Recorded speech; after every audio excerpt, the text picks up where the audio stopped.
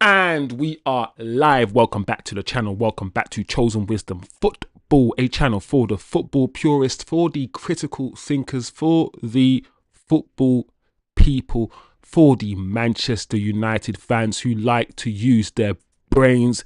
We say what we see, not just how we feel about things. Big up, everybody. I hope everyone is well. I hope everybody is ready, is prepared mentally to talk about Kobbie Mainoo, guys. I'm gonna go straight into it and say that yes, today it is your transfer breakdown. We are going to talk about the transfers. It is a transfer news show, but we are also going to go straight into the Watchalong against Grimsby, people. So we're going to go through the day's Manchester United news as we always do together. We discuss it together, guys, and we will finish or go straight into the Watchalong against Grimsby in about half an hour's time. So big up everybody who is getting involved. Big up the chat. I hope you guys are well. As I said before, please, people, as usual, it's a small channel. Smash the like, subscribe if you are new, and turn on your notifications in order to know when I'm going live. Listen, there's a lot to get through today. There is a lot to get through today. The Kobbie Mainoo news, the Kobbie Mainoo saga has dominated the news cycle today. Absolutely dominated the news cycle. And with only 5 days, I think 6 days to go, I believe, till the transfer window closes, it's got some people angry, some people frustrated, some people nervous, others scared, all sorts of emotions, multiple different reactions to what is going on. So we're going to find out the truth, guys. We're going to go through the saga, find out what's being said, what's not being said, where the truth actually lies about the Kobbie Mainoo situation, and essentially what is going on. What the hell is going on with Kobbie Mainoo? Is he leaving? Is he leaving, guys? You will decide, of course. The chat will make your own mind up about what the hell is going on, and I will just present to you guys, as usual, all the facts relating to this situation. So big up the chat. Already I see TK in the chat. He's saying Onana is in the net, 2 Grimsby goals, including 1 howler. So the team news, of course, is also being released. So we now know that Kobbie Mainoo actually starts today. He starts today. Despite all the news, all the talk, he starts today. A lot of you guys will say it's only Grimsby. If he can't start against Grimsby, then there's no hope for him. So I understand that perspective, but we're going to get into it, guys. We're going to get into it today. So big up the chat as usual. Big up TK in the chat. Big up Shivam. Shivam's already saying that Mainoo does not leave. But if we get Baleba, then I do not mind, says Shivam. Big up Shivam. Big up yourself, my bro, in the chat. I hear you, bro. I hear you, man.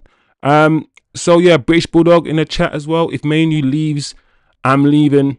Yup, I hear that. Listen, we're gonna get, and don't worry, guys. You know me. I try to understand multiple perspectives in a situation. You can feel how you want to feel. Feelings are feelings you can't control. It is electrical pulses and signals going to your brains. It's not logical. So people are allowed to feel whatever they want to feel about the situation. But we're going to go through the situation logically as well, because I've said this before. If a manager comes in, changes the system, like Rashford has said, every 2 years, new manager, new system, certain players he doesn't fancy, certain players that can't fit into his system, they have to leave. If every 2 years we do that, then how do you grow? How do you develop? Ten Hag didn't fancy Sancho, replaced him with Anthony. We saw that circus. Ten Hag turned the fan base against Sancho. New manager comes in, doesn't fancy Garnacho because he plays with 10s, not wingers. History shows what happened with Garnacho. Same thing that's happened with Kobbie. Kobbie doesn't fit into any of the positions. He's not a 10 for this manager, and this manager doesn't really see him as a double pivot player playing ahead of Bruno. He looks like he's the next one out the door. Are we going to use Kobbie as a scapegoat? Are we now going to start printing news stories saying that he's too money hungry? He wants 180 grand a week. He's too hungry for money. Are we going to start turning on Kobbie Mainoo as well? The club and the managers that we've had have very easily convinced us to hate certain footballers in order to get them out. And I just hope that we don't use, like we've used other footballers as scapegoats. I just hope the fan base doesn't use Kobbie as another scapegoat. I can see it happening. I understand how it happens. All they need to do is print a story saying that Kobbie wants 200 grand and everyone's like, oh, he wants too much money. It's a contract thing. He's too selfish. And then we all turn on Kobbie like we've turned on all the other players to get them out. Not every manager that comes through this door is a good manager. And I'm always conscious that sometimes I feel like we get rid of some players for managers that are not good enough. They essentially come here, throw a grenade. Rather than try to fix things, they end up making things sometimes worse. So I have so many different thoughts on this Kobbie Mainoo situation. I don't think anyone's wrong. I don't think anyone's right. I just feel like it's just opinions. And you can take this so many different ways. You can have a conversation about this in so many different ways. So big up the people then.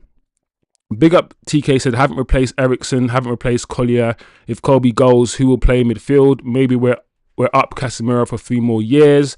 I'm going to vomit. Shivam says, it's the farewell game for Onana. We should push West Ham to get him. West Ham goalkeeper is even worse than Onana, says Shivam. When they came in, they said we was going to have a style and the manager would always play the style. Clearly that was chatting. British Bulldog, there's so many ways we could have this conversation. There's so many things going through my head, and I could tell you guys as well. There's so many ways we can tackle this. Wiz, yesterday you were asking who will be our next scapegoat. Leacher was pictured with the bomb squad. There's your scapegoat. Yeah, there you go. That's TK. It's just like this is not just football fans. This is just humans. As our brains can't tolerate the grey area, the unknown, the nuance. Our brains can't handle the fact that if there's something wrong, there's multiple reasons why, not just one. We like there to be one problem. We like to be one solution. We like there to just be one. It's easier for us to handle. We like black and white. We like black versus white. Up, down, left, right, win, lose. If you're given human beings as 2 options, good versus evil. We like the world like that. It's comfortable. We know it's easy. If you tell people that nothing's black and white and everything is grey, there's no certainty in anything, the world is fucked. People can't tolerate nuance, bro. We need to understand that. So we need a scapegoat. We need one person to funnel all our anger towards. It's just human nature. It's easy. You've got a whole community who's angry, just throwing things. You stand up and you say, do you know what's the cause of your anger? That one little thing over there is the cause of all your anger. Not all these multiple different things that you don't understand, that's confusing for you. That one thing, and if I get rid of one thing, your whole life will be beautiful. That's easy to sell. It's easy. Scapegoating is just so basic, and that's why I refuse to hate these players. The bomb squad, I'm not like everyone else who's thrown things at all Sanchos and Garnachos, and they leave. I'm not going to hate somebody because the media and the PR and the club tell me to, and they brainwash me to. That's silly, bro.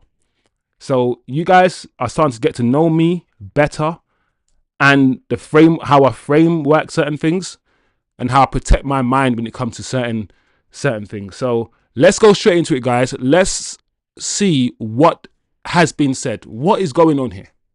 What is happening with Kobbie Mainoo? Because he's clearly starting today, and we'll see him in half an hour's time when the match kicks off. But Fabrizio's come out today, and he said that as of today, I can guarantee there are calls and interest, because when there's a player like Mainoo in the rumours with a potential move, it's obvious many top clubs call. One of the best talents around Europe, a fantastic boy with big potential. So Fabrizio's coming out saying, listen, Mainoo, if people even think he could be for sale, if they even a whiff of Kobbie Mainoo up for sale, there's going to be people on the phones people emailing Man United, people just doing whatever they need to do. And that over the last 2 days, I can imagine stuff like that has started to happen. He's also said that in the next few hours, there'll be a meeting between Kobbie Mainoo, his agent, Man United and Ruben Amorim to make a decision on the player's future. I'm not going to lie, guys. When I read that, I thought to myself, why can't Kobbie's agent just meet with Manchester United? Why would Kobbie's agent be meeting with the football manager rather than the CEO, rather than Wilcox? If you're talking about your future and all these things, you don't meet with the manager. You don't meet them. You meet with Wilcox. You meet with other people to see what's going on. And plus, Kobbie Mainoo is playing today. So are you telling me what, an hour or two before the game, Kobbie Mainoo is in the manager's office hashing it out with the manager and his agent a couple hours before the game? I don't know, guys, about this. When I've just put 2 and 2 together and start thinking about this thing, I'm like, I know Fabrizio is reporting on it, but this doesn't sound like something that would happen. If you understand what I'm trying to say, people. So this has been reported, and I'll present it to you guys because that's my job. But you know, when Chosen Wisdom questions something, there's a reason. And I'm like, reading this out loud kind of sounds weird to me. But it is what it is. It is what it is, people. Anyway, more news from Fabrizio. Kobbie is not happy to be on the bench, and then after the game, you see the coach saying he has to compete with Bruno, who is an important player in the squad. Almost a guaranteed starter. For Mainoo, it was not good news, but no active talks or negotiations to leave the club. Cool, that's great. Thank you, Fabrizio. Let's move on to any more information.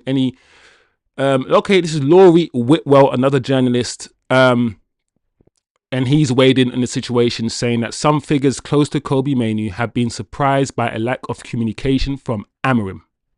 Rather than provide specific instructions, Ruben Amorim's general attitude about playing time is to tell players to train hard and earn their spot. When I read that, guys, I was like, that's very interesting. So let's assume for 1 second that this is true. Let's assume this is true. If you are Kobbie Mainoo, and someone's in front of you, taking your spot, so to speak, and you're told, and that person keeps playing, and you go to the manager and you say, manager, what do I need to do to start? And he just says to you, work hard in training. Bro, you know when somebody just wants you to fail, and not giving you the recipe for success? If the manager wants Kobbie to succeed, he's going to sit Kobbie down and he's going to say, this is what I need from you to get into this team. This is what you need to do. There's no manager. I can't understand a manager who wouldn't tell a player what he needs and what is required. You're basically in no man's land. You're basically in a situation where you're told you're not good enough, but you're not told why you're not good enough. So you don't know what to improve on. So what do you do? What do you do? So I don't know if this is true. If this is true, then this is not good, guys. This is not good. Ben Jacobs now, your favorite, Jacobs, he's weighed in, people. And he said,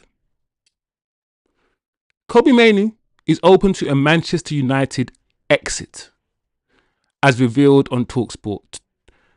Mainoo will only consider a move to a club with European football. That's very interesting because right now he's playing for Man United that don't have European football. I don't know. Think about that what you wish. Anyway, United don't have an asking price, but if Mainoo asked to leave, they would engage with suitors. No guarantee of a development before the window shuts, but Mainoo is assessing his options. So, guys, essentially, this is not just coming from one journalist. This is either a rumor that every journalist has picked up and ran with, and then decided to just use their imagination and branch off and write their own pieces, or we're going to have to take this as there's something real in this. Every journalist is now reporting on it. So surely we're going to have to take this as there's some sort of truth in Kobbie Mainoo's dissatisfaction, wanting to leave, disillusionment. There's something behind this. So the question is, what are we going to do? Because I don't buy into player FC versus manager FC. I don't buy into sort of the black and white approaches. But there's going to come a time where the manager that you like wants to get rid of somebody who you think is the absolute future of this club. But we back this manager, getting rid of everyone else. So why will we stop here with Kobbie? These are just questions I'm putting out there. Why stop here with Kobbie? Why not be like, this manager's got rid of all these players and Hoyland and Garnacho. So Kobbie's next. Cool. I back the manager. There's going to be people like that, of course. So the question is, why are we not having that stance? Who's Kobbie Mainoo? What's Kobbie Mainoo done to get special treatment? I'm not saying I believe the questions I'm asking. I'm just asking these questions to the chat. We've accepted this with all the bomb squad and Hoyland, so why not Kobbie? Anyway, Laurie Whitwell on Kobbie Mainoo's contract situation. His contract situation is a fascinating point in all of this. He's still on around 20k a month. Kobbie Mainoo, so a week. I keep saying a month because I'm a normal person and I get paid monthly, right? So Kobbie Mainoo's on 20 grand a week after playing in the finals for England, starting for England just a year ago. This guy came back to Man United, still getting paid 20 grand a week. All right, fair enough, cool. And he signed the contract when he was 17 in 2023. I know there's a contract there waiting for him to sign, but he doesn't want to sign it. He'd only just come into the team and all the development since that point, which led to starting for England in the European final, which is what I said. There's been talks ongoing, but United at this point haven't been willing to meet the requests that Mainoo, or at least his representatives, have been proposing. So there's still a standoff, which may be colouring the situation. Ultimately, United will think if they have to commit a big salary now for this player, does it limit who will be able to sell him? Or does it limit the idea that we'll be able to sell him in the future? That's not the correct mindset. I agree. That's not the correct mindset to have. It's not. So, do United want to sign Kobbie on a new deal? How much do Man United rate Kobbie Mainoo? Because it seems as if Kobbie Mainoo wants a certain salary on his contract. Because don't forget, the contract is the situation that's happening in the background that has propelled this. The way he's been treated, the way that he believes he's been treated regarding his contract represents how the club views him. If the club doesn't want to give him 150k a week, for instance, or 100 grand a week, whatever he wants, right? He might see that as the club doesn't value me, right? That's another reason why I can't start games. And if I'm not playing games, then let me go.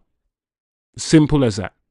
So many different ways you can look at this situation, people. And now that I've done all my talking, let's see what the chat is saying. I've given you guys as much as the information that's out there regarding Kobbie's situation. Like I said, I don't know if there's a right or wrong here. There's just opinions. There's just opinions, people. So, let's see what the chat is saying. How many managers? TK. The manager said Mbeumo is not match fit and he doesn't start today. Does Amin really walk the talk or just word? Yeah, he's not match fit in Mbeumo, and I don't think he was match fit in the last few. He's so inconsistent, the manager. He will say, I'm not starting this player because he's not match fit. Then he will start another player who isn't match fit. And Mbeumo hasn't really been fit. But the best way to get someone fit is to play them. That's always the best way. So when he says things like, it's best for us not to be in Europe so we can play once a week and get ready for Europe, I'm like, hold on a sec. The best way to get ready for Europe is to be in Europe and play European games. He's not the most consistent. the manager with his rationale. So I agree with you, Shivam. British Bulldog says that the manager becomes a head coach is the new way we play our style. Find a head coach. I hear that, British Bulldog. Find a head coach. So, BB, we are recruiting for the club. I want Man United, British Bulldog, to, yes, recruit for the manager, yes, but also recruit for the club. I want Man United to recruit players so when the manager leaves, we're not stuck with quirky players that play a quirky little system that we have to get rid of for the next manager. I want the next manager to be able to use the same players and not have to spend another 5 years getting rid of players again. If you get what I mean, British Bulldog. British Bulldog says midfielder and keeper, we have a good squad. I think we have a decent squad. But yes, a midfielder and a keeper will definitely improve our squad. British Bulldog. TK says yes, only 4 midfielders away from a decent squad. Shivam says Bagel or Mariana Trench. We play 5-0-5 formation. Shivam, backing up what you're saying, Shivam, the manager, and if you watch the way we play, if you check out my tactical analysis videos, he bypasses the midfield also. He watched the way the right centre back and the left centre back, when they get the ball, they fizz the ball into the 10s, right? They fizz the ball straight into the attacking player, into the striker. We often bypass the midfield the way that we play. That's why I said to you, the midfield in Ten Hag's system, we're either bypassing it because he doesn't rate the midfielders, or his system doesn't rate midfielders. Hence why midfielders like Kobbie, who are saucy, yeah, they can't play in that midfield. That midfield is, I keep telling you guys this, that midfield is a workhorse midfield. You have to be bombing up and down the pitch. You have to be, and I think I heard someone say, you have to be Kante to play in this midfield. He needs a very specific elephant lung type of midfielder who can run all day and not get tired after half an hour. Those midfielders are hard to find. They're hard to find. Once Casemiro recharges his wheelchair battery, Shivam says we don't operate coal-backed engines anymore. You guys are getting mad. We should have picked on Casemiro. Nah, you guys are cruel, man. Leave Cas. I think we get to here we go on Garnacho today or tomorrow, says TK. TK, probably tomorrow. I want to know what you guys think about the fee or the reported fee. We'll talk about Garnacho as well, but I want to know what the chat is saying about the fee for Garnacho. There's Kobbie Mainoo's, there's Kobbie Mainoo's face. Kobbie's very serious. Kobbie has that jaw. Kobbie has a very strong jawline. That when he turns around, he'll knock someone out. Santos Flow, big up Santos Flow in the chat, says selling Mainoo is like going 1 step forward and 10 step backwards. I understand that notion as well, Santos. It's, in my mind, I'm thinking, if we're selling players like this, if we cannot, find somewhere for this guy to play, because I also feel like not seeing him for so long and not seeing him play well for so long, we've forgotten how good he could be. We've forgotten how good Kobbie Mainoo is. Kobbie Mainoo is potentially generational. I say potentially because I don't think he's on the level of Mason Greenwood or something, but he could be. It's all about development. 2 years ago, he was playing for England, and now he can't get into our team. He needs to play football. People are talking about Adam Wharton and all these young English stars now and forgetting about Kobbie Mainoo because he's not playing football. We don't develop players well. This kid has a lot of potential to be great. So, I hear you, Santos. I hear you, Santos. Everyone up for sale, but nobody gets sold. We got 5 days to go, people. 5 days to go, I believe. So, Santos, hopefully, it looks like Garnacho's going. It does look like Anthony is going as well, Santos. So, Kobbie is on low wages for first team player, international. No, I'll be at home playing PS on Twitch. There you go, British Bulldog. Kobbie Mainoo. So, a lot of people will be like, why is Kobbie Mainoo getting paid 20 grand a week? That's crazy. Yes, he's a young player, and yes, Ineos want to save money. But really, that's a big disrespect. But then the question is, and the conversation is, it's been put out there that Kobbie wants like 150, 180. And to go from 20 to like 150 is crazy. I think it could be put out there that he wants as much as 150 to turn fans against him. To make fans say, what the hell? How dare you ask for that much? You're only 19. You're only 20 years old. Cole Palmer is not even getting 180. He's not even getting that.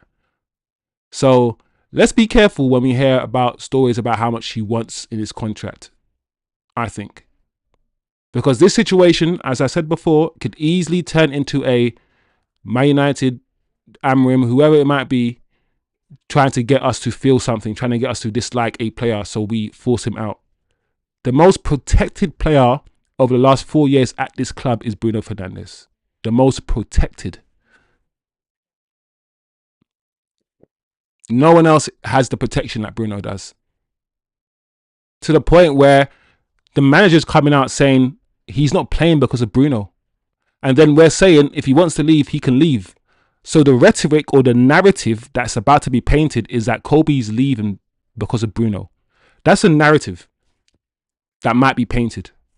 So let's now be conscious of all these narratives that will form, because it will happen. Kobbie Mainoo is open to leaving United before deadline day, says Laurie Whitwell. So another journalist just weighing in on this on the situation. Deep frustration at situation. Preference for European team. Club have considered sell all summer. So it's not the first time we heard about this, albeit not actively looking to move.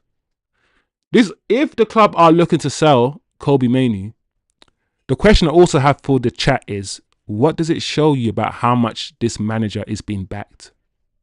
You know when we talk about managers being backed, a whole new back line, yeah, because we bought the back line and Ten Hag got fired after a month. So that back line is basically his back line. Lenny, Euro, Dalot, Mazraoui. So he's had that back line and Dorgu. Then he's had a whole new attack. He potentially could get Baleba next year. And we're getting rid of Garnacho for him. We're getting rid of Sancho, Anthony, Rashford, and now Kobbie Mainoo and Højlund. This manager, when you actually think about it, is being backed. This is Ineos' guy. So what does it say, guys? I want the chat to tell me. If we get rid of this guy for Amrim, what does it tell you? What does it mean? Are we looking too much into this, people? If he doesn't fit into Amrim's system, should we just get rid? I think it matters, right? The answer to these questions will probably depend on how much you trust Amrim and his system. If you're behind Amrim, fully behind him, you're going to be like, yeah, get rid. Do what needs to be done. Give Amrim everything and he will be a success. Then there's some of us who question Amrim, might not think he's good enough. Therefore, we're like, are we sure this is a good idea? Are we sure? Or maybe we're talking about something that's never going to happen. Kobbie Mainoo is starting today. It's only been 2 matches. Only been 2 matches in this season. He's starting today. Are we looking too much into this?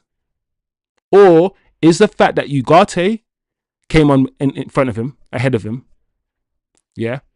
Mason Mount played in that position ahead of him. We needed a goal. We needed a goal against Fulham, and the manager brings on 3 or 4 defenders, leaves Mainoo and Xerxes on the bench. All these things, all these variables, bro, all these variables that we have to consider. So it is what it is, man. It is what it is. 10 minutes before kickoff, people. 10 minutes before kickoff. Bruno will be open to leaving Man United at the end of the season after so far rejecting strong interest from Saudi Arabia this summer. Yeah, we keep hearing this. I think if Bruno doesn't leave this summer, I think he has to leave next summer. I think with the fans now being frustrated with how he's playing, the fans now seeing the favoritism, The fans now seeing that Kobbie Mainoo might leave because he can't get a game time because of Bruno. All of these things, all of these dominoes are starting to stack up. And people like me who wanted Bruno out 3 years ago, we're now starting to see our dream become reality. I've always said that we cannot win the big ones, win Premier League titles with the likes of Rashford, with the likes of Bruno, because they're not good enough. And it looks like Bruno's time at United might not come to an end this summer, but I think it will come to an end next summer. He's been a good servant for United. Let's not wishy-washy it. He's played well. He's had good games, but I think it's coming towards that time. 32 is coming towards that time. Casemiro will leave next year after his contract runs out. Bruno will also leave. So our two midfielders, and Ugarte is not good enough. So next summer needs to be a summer of midfielders. Yes, last summer, a summer of defenders. This summer, a summer of attackers. Next summer has to be the summer of midfielders. It has to be. It has to be. And there's also news that Casemiro has rejected a new approach from a Saudi team, Cristiano Ronaldo's team. He wants to stay at run down his contract and stay one last year at United. Listen, Cass is here now. He's got 1 year left. He's going to play one last year, then leave. So is Bruno. It is what it is, people. I've got no... In an ideal world, we'd have two new midfielders and those two wouldn't be here. But it is what it is, guys, and they're here. So I've got nothing really to say about that, to be fair. So let's go to the lineup. We've got 5 minutes before the game, so let's get into game mode. Let's get into game mode. So who's playing on the right centre back? No? Yeah. Okay. So let's get into game mode, people. What people saying about the game? Let's read the chat quickly. No manager can help our current squad.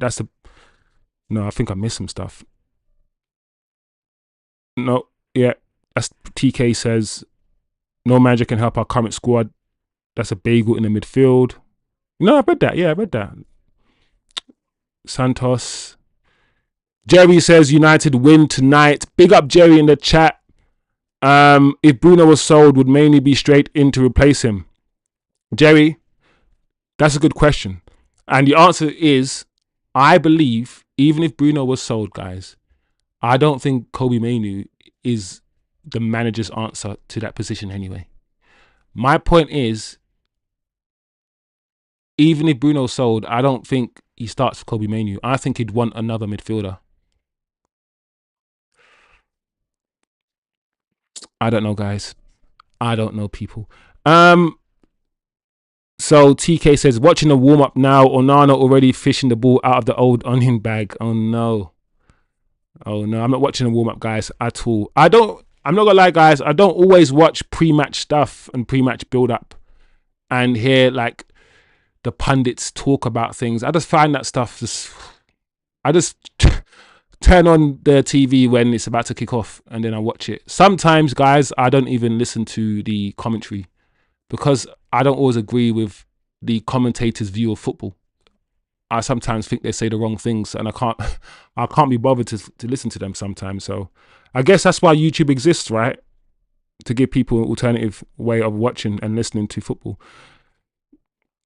Shivam says Mainoo had a terrible season last year and the year before that. Barely did anything except scoring in an FA Cup final and Europa League. Are we overrating Mainoo? If he wants to go, let him go. We are Man United, says Shivam. Very strong words, Shivam. Your point of view, I've seen it before. I understand it. I've said it before. I said, are we overrating Mainoo?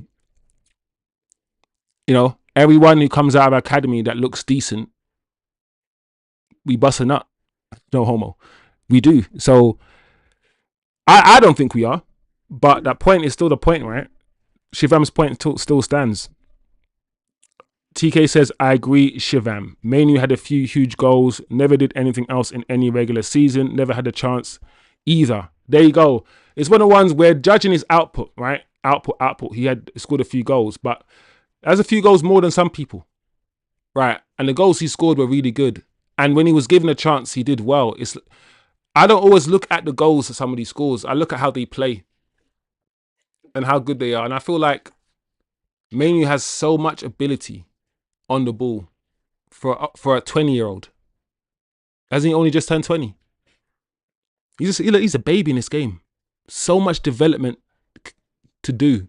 So much learning to do from that player. So, but I hear what you guys are saying. Amram and his Portugal obsession never ends, says Shivam. It's either Bruno or Dalot who will be starting 11 every time. Favoritism will ruin his career. Yeah, I've seen the favoritism.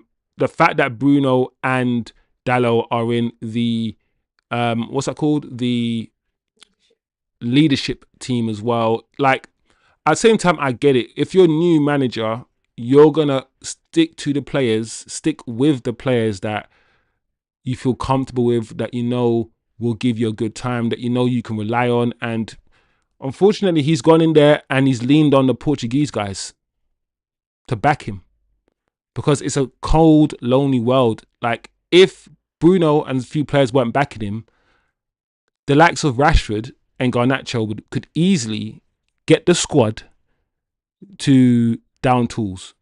Ruben is very lucky, actually, when you think about how bad he's been, this manager, that the squad hasn't down tools yet. And the reason why the squad hasn't down tools is because he's chosen certain players as favourites that he knows won't down tools and will always back him, i.e. his Portuguese friends. Maybe that's what he's done. Listen, I always tell you guys, you can't always love a manager. Managers are human beings, right? And when the pressure gets onto Amram even more, when you start asking more questions why he's losing, he's going to throw somebody under the bus. He's going to have to find a scapegoat. He's going to have to say something like Ten Hag said about Sancho. Or what he said about Rashford or Garnacho. He's going to have to find a way to get the heat away from himself. And often managers use footballers. That's what happens. Anyway, guys, let me stop talking. And let's get flipping locked in. Let's get locked into the game. I can't do anything right now. I think we're 1 minute to go before kickoff, people. Let's get locked in. What are people saying about today's win? Because if we win today, what does it change? 2-2-1 formation, straight off the training ground. Coverage of the Premier League on Sky Sports, sponsored by the British Army. He's going to start with before. Yep, kickoff. 17 seconds on the clock. If we win today, people, how much are people taken into this win? Because we should be beating Grimsby, right? We should be.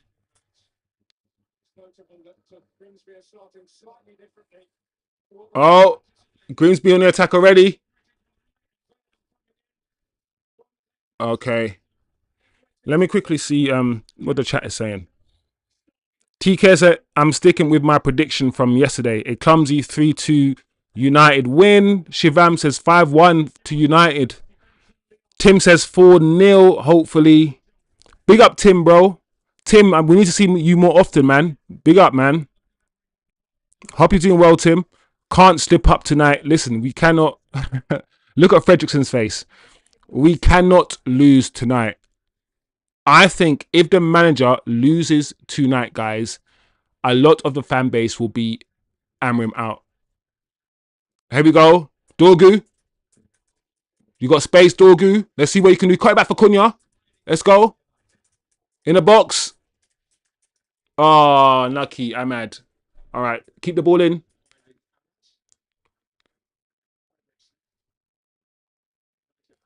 I bet we play better. Look at Ahmad. Look at Ahmad and Kobbie already. Look at the 1-2.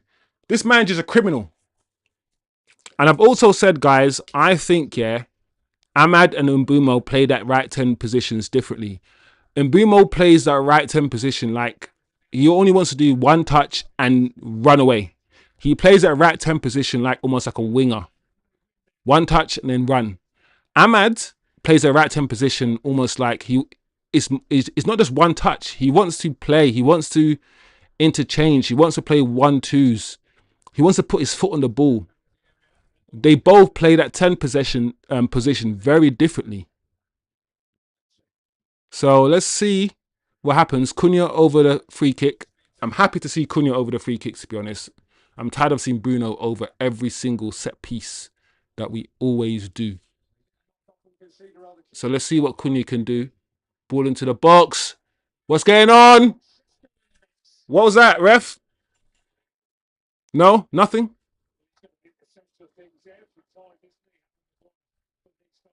In fact, it looks like Maguire was the one fouling him. Yeah, it looks that looks more like a foul by Maguire, to be fair.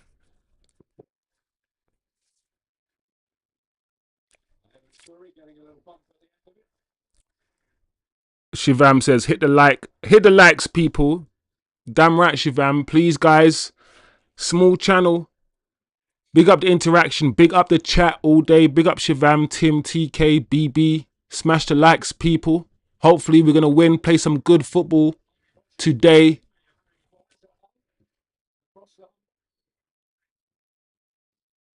Uh-oh. All right, we'll take the free kick. Foul.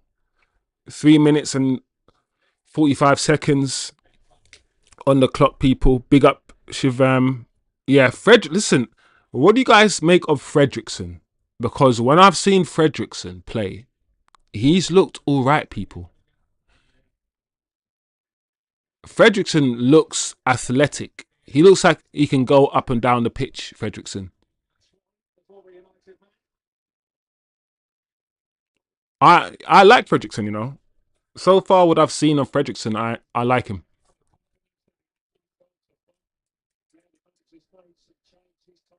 TK says, unless it's a 5 or more goal win, it means sweet F all. TK wants to see goals today. So we hopefully we'll see goals. Nice, Cunha, that touch. Oh, unlucky, Ahmad. I understand what Ahmad was trying to do there. Unlucky.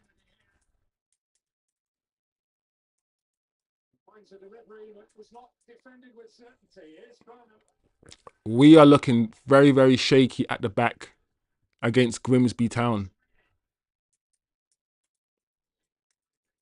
Come on, guys, man. Fix up. We can't... I know it's only 4 minutes gone, but we need to put our foot on the ball and start playing. I don't understand why we always look so frantic. I feel like the manager's got us to a point where every time we get the ball, our aim is to just attack as quickly as possible. And sometimes we're doing things a bit too quickly and too rushed. And there's a lack of control with what we're doing.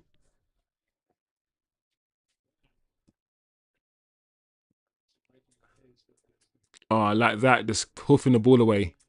It's not good enough, man. Not good enough, people.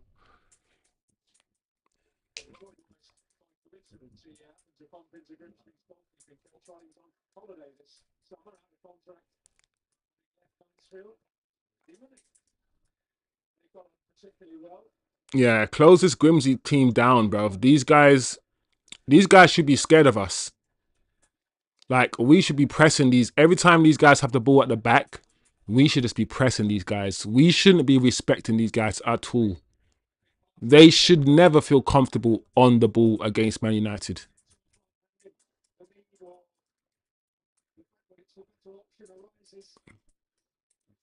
That's good. Ah, that's not good, man.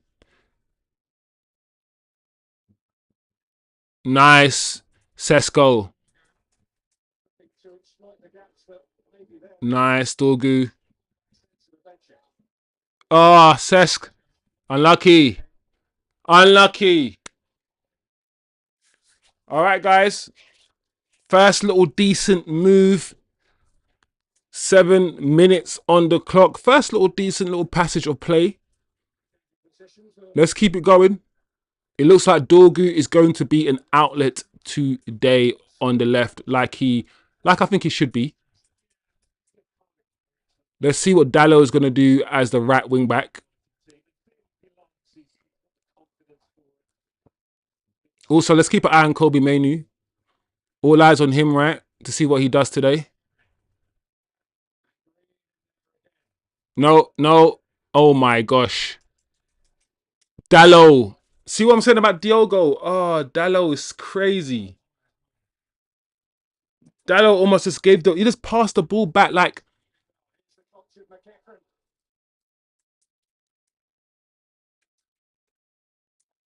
Oh, Dalot again.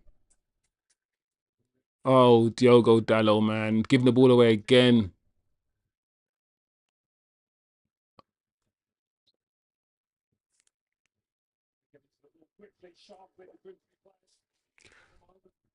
TK says the pitch is lumpy. Yeah, bro. TK, the pitch does not look good at all. It's like the ball's bubbling up and down on the pitch.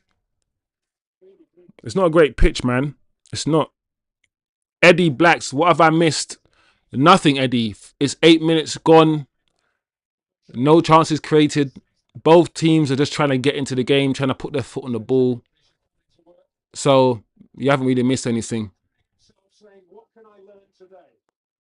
Mainoo starts, I guess, is, a big talking point today. As you know, Mainoo is all over the news at the moment.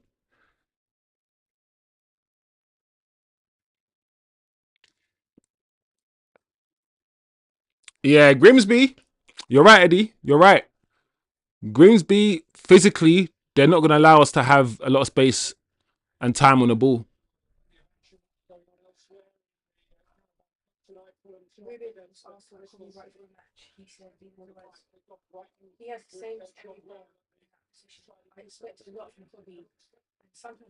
Onana's kick is so bad.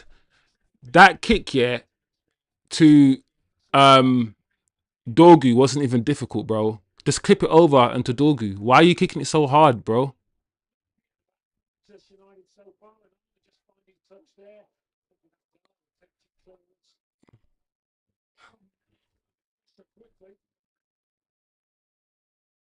Yeah, man. Grimsby are trying to play. They're trying to play, Look at us. Give it! Release the ball!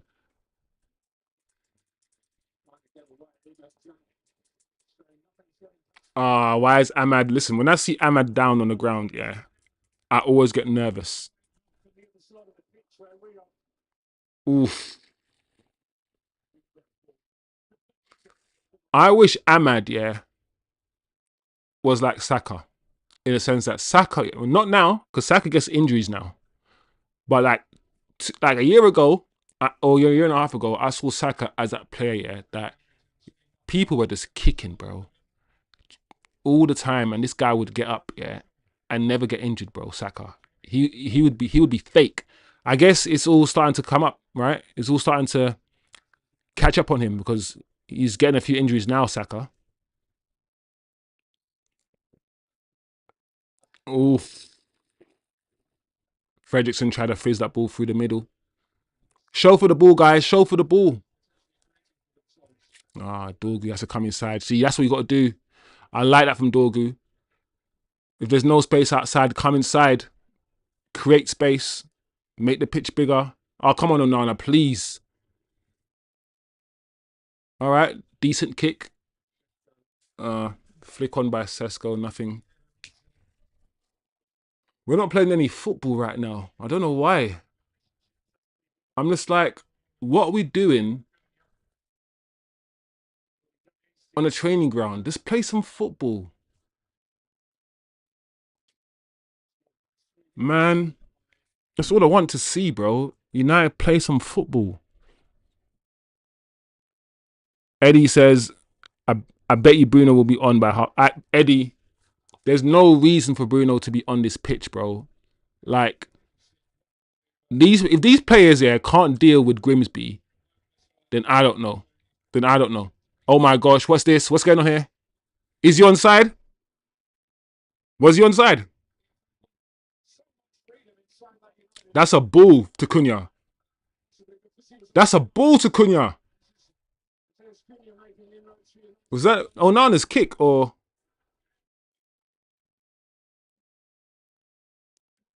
All right, Kobbie. All right, Kobbie. Chill out. Take your time. It's also about Kobbie's style, yeah. Kobbie has that Martial, Ibrahimovic, Berbatov. He has that languid style where he's rushing around, but he's not garnacho. He's not frantically looking. Oh my gosh, Cunha, why didn't you go with your volley? Why did you go with your head, Cunha? Here we go. Dalot again. Right foot cross, Dalot. Dalot, you got to put some crosses in the box. That's why you're there with your right foot. That's why you're playing right wing back.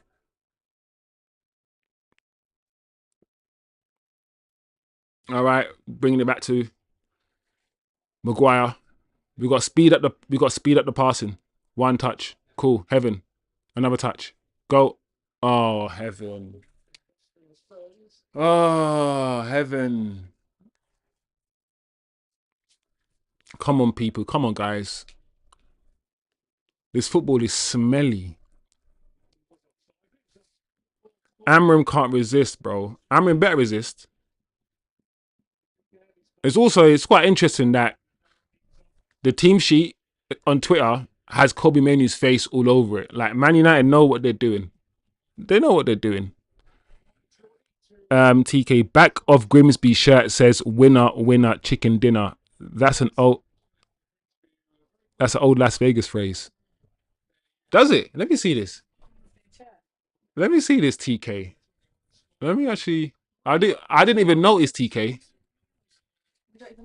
Let me actually take notice of what the hell's going on behind the back of these guys' shirts. What's in the back of Man United shirt? What's in the back of the United shirt? Is that the reason why the camera's cutting? We're not winning a chicken dinner. Yeah, it does. That's so strange, man. That's weird. That's got me curious now.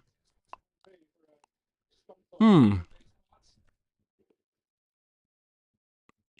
right. Our first corner, guys. Our first corner. My gosh.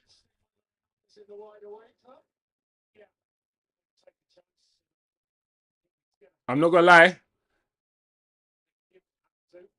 Oh man, maybe he didn't have to get a hand to it, but I get it, man. These goalkeepers are scared, bro. These goalkeepers got PTSD as well, you know. They're shook. I think I was going over. Somebody's registered a company to bring on a chicken dinner, and they're that's who's sponsoring the commissions. When they start? Oh, it's a company. Winner, winner, chicken dinner. It's got its own company's house.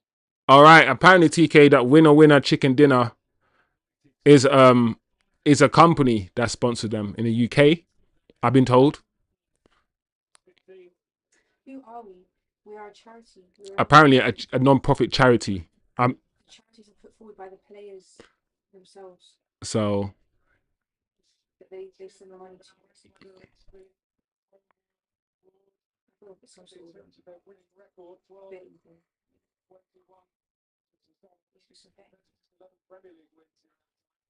Yes, nice, Kobbie. Give it to Mainoo. I mean, give it to Ahmad. Ref.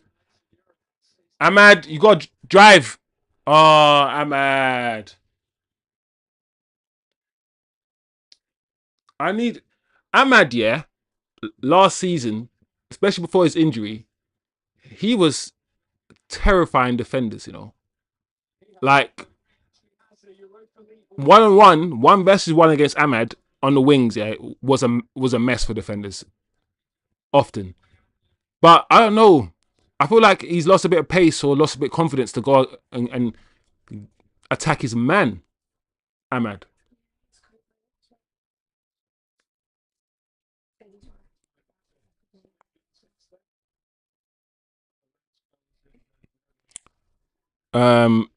Big up Tim. Tim said chicken dinners used to be $2 in Vegas. When you want a blackjack hand, they all yell that phrase. So it looks like the company just took that phrase. It looks like that company just took that phrase and made their company name out of that phrase, which is smart, I guess. Tim says I can see Maguire scoring tonight. What set piece, Tim? Corner, Maguire header. Or are you talking like a Maguire volley or something? A Maguire special. Here we go. We got space in the middle of the park. Oh my gosh. Is that Kobbie?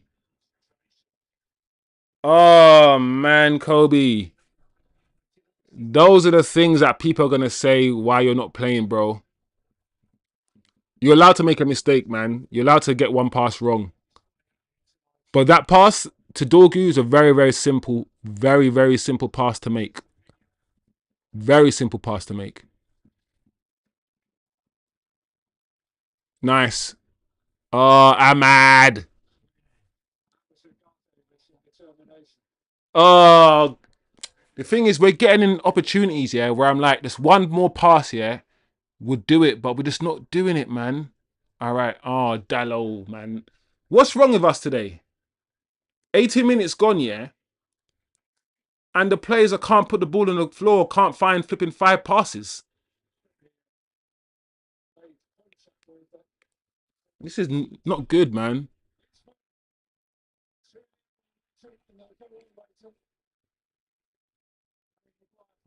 Look at that pass from Maguire to Dorgu. Ah, oh, lovely. Well, I was going to say lovely pass from Dorgu to Ahmad, but it was cut out. Now the game's getting a bit stretched.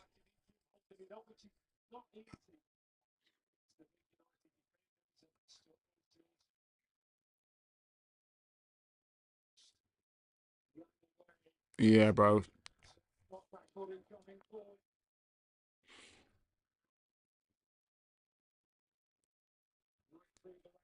Eddie, yeah, oh, yeah, he was, to be fair. When he came on, he was driving at the Arsenal defence. Maybe Ahmad comes alive when he is closer to the box. When you want Ahmad to drive, yeah, from the halfway line all the way and carry the ball all the way, he doesn't have that drive that Dorgu has. Ahmad comes alive when you give him the ball at the edge of the box and you ask him to go at his man. That's when he might win a penalty. But further away from the box, yeah.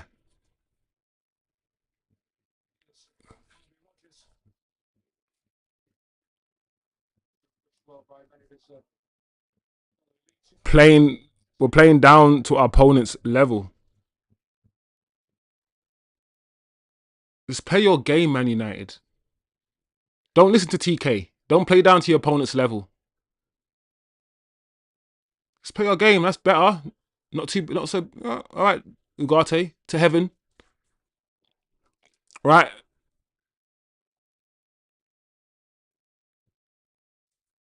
Call for the ball, Cunha. Look at Cunha. He's dropped deep. Look at Kunz. All right, Kobbie. Turn. Come back in field. Nice. To Ugarte. Good, good. Move it. Keep quicker. One. Oh my lord, Ahmad's touch, bro. Ahmad's touch there was crazy. Ahmad's touch there was mad. What's wrong with Ahmad today? I'm on his neck today. Oh my gosh, here we go. They're going to score here. 1-0. 1-0. Oh. Oh my gosh.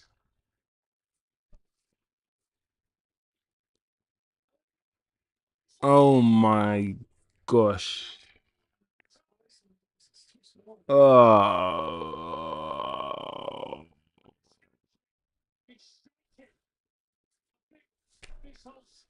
Oh.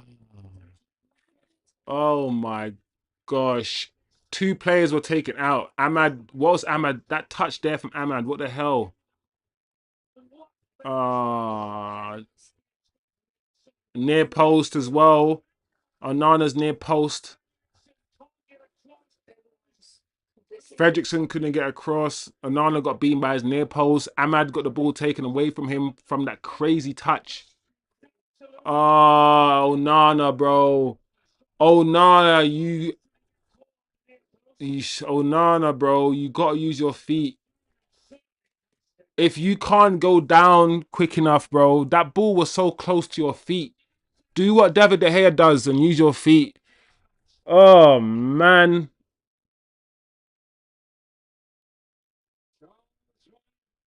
Oh, man. Onana has to leave, bro. I don't even want to crash it on Onana like this, but yes, there were multiple things wrong in the whole move. I understand. But the ball was close to Onana's right foot, man. He could have just stuck his right foot out and saved it with his feet. He tried to go. The ball was in an area where it's like it's near your feet, but it's not really further away from your hand to make the save. As much as I want to give Onana a bit of bly, I don't know. I feel like the goalkeeper should do better there. I feel like Fredrickson should do better, and I feel like Ahmad needs to do better. Those are the three things, man. End the stream, guys. End the stream. My gosh. Oh my lord, guys. What do we do, man? Why do I do watch-alongs? Let's go, then. Let's go. Let's go, guys. Ah, there's the howler.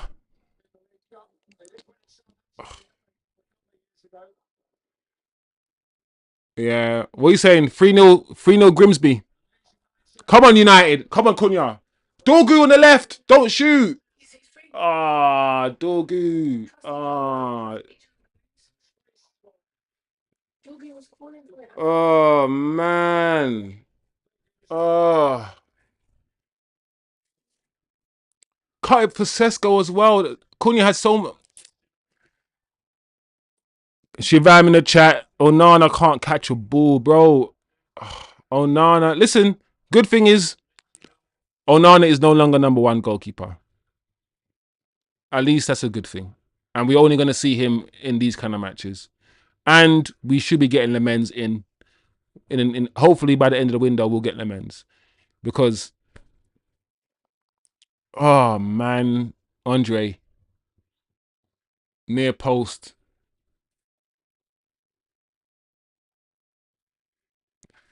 TK's out. TK's had enough.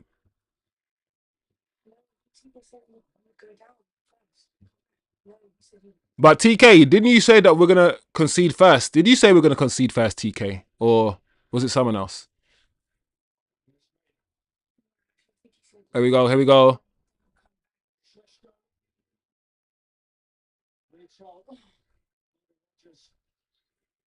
Unlucky. That's better for Man United. Much better. 25 minutes. We've done nothing. Shivam says Ahmad never passed in the final third or at right wing back. He needs to grow up. Yeah.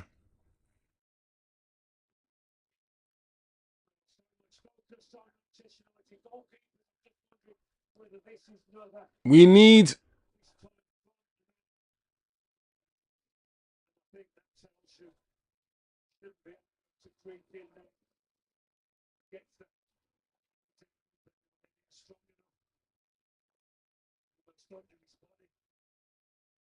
Yeah, man.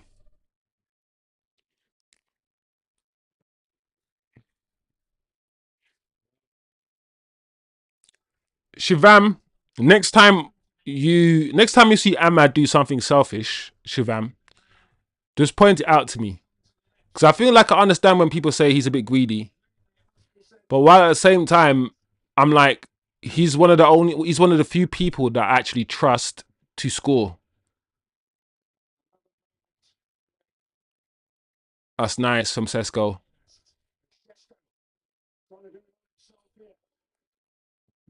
Ah, Benjamin Sesko. You got to pass to, see, I think Sesko should have passed to Ahmad there.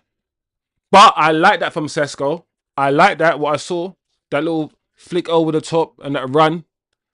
Probably should have tried to play Ahmad through, I think. People. Why do we do this to ourselves? Look at Fredrickson. Look at Fredrickson. Flipping heck.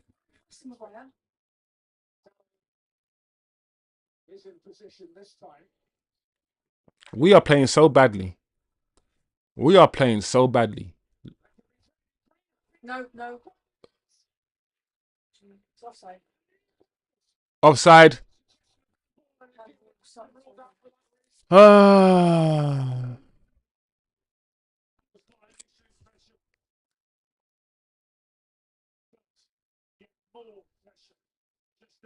Shivam said Ahmad doesn't pass. Why will Sesko pass? Because I don't know. Because it's a team. I don't really see football like that. I don't think Sesko didn't pass because Ahmad doesn't pass. Ahmad's not having a good game at all. I'll sub him off. I don't know what's going on with the kid.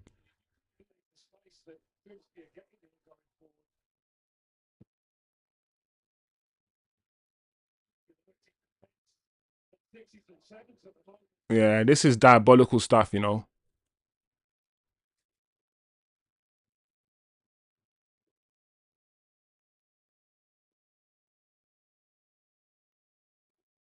This is poor. Half an hour gone. We've done nothing in this game. Few counter-attacks, and that's it. We've not put a foot down. We've not tried to pass the ball. We're not a good footballing team.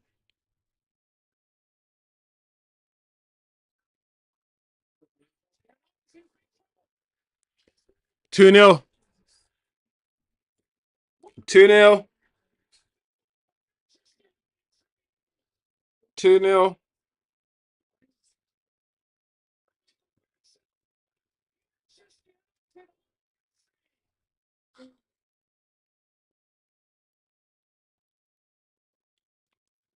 End the stream, man. I'm done. End the stream. 2 Onana mistakes. He's done. Onana is absolutely finished at this club. He is absolutely done. I can't believe what I'm watching. His confidence is all over the place. His ability is not good enough. Look what this goalkeeper's doing. Totally misses the ball. He tries to punch with two hands. I can't. This is crazy. This is crazy. 2-0. I can't believe what I'm seeing. End the stream. Look at Onana's eyes. Onana looks like he's a dead in flashing headlights. He doesn't know where he is right now. Like he's probably disassociating right now. Onana.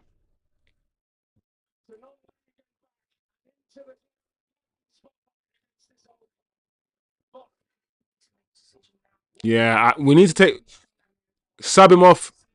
Sub him off. I'll sub him off, man. Yeah, because he's done at United anyway. When like he's not the first choice anymore, and we're buying another keeper, so he's done at the club. So are we gonna let him play the rest of the match? Like this is insane.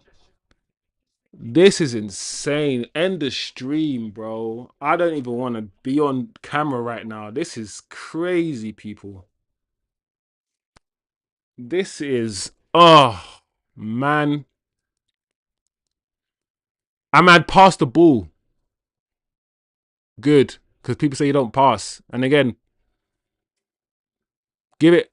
Pass the ball. Good.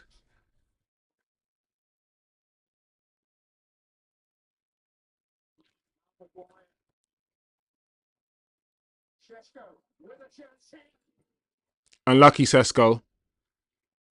Easy for the goalkeeper. But a shot on target. A shot on target by a striker. One touch. Shoot. He needs more shots on goal. He needs to be comfortable with the ball.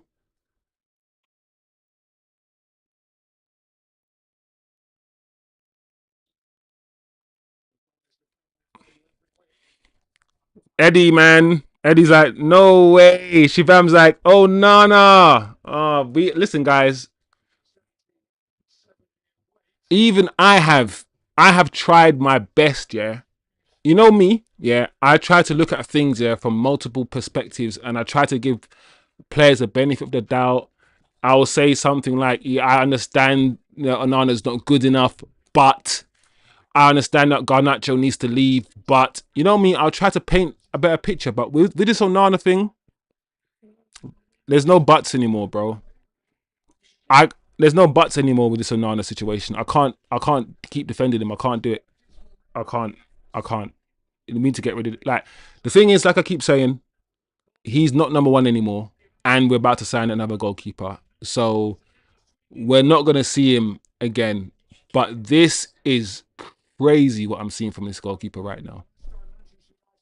This goalkeeper, I thought this goalkeeper's all over the place right now. And another set piece, and we're gonna be hit with more set pieces in this match. So what we're gonna do? Just concede every time there's a set piece? Like what is going on here? Like I'm gonna struggle, guys, to do this stream after half time. If we don't score, or I feel like we're gonna score before half time, I'm gonna struggle to continue doing this stream because this is crazy what I'm seeing.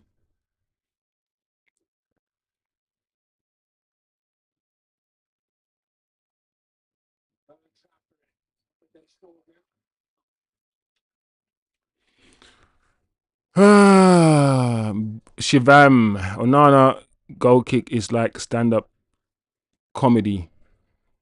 What the Onana is going on?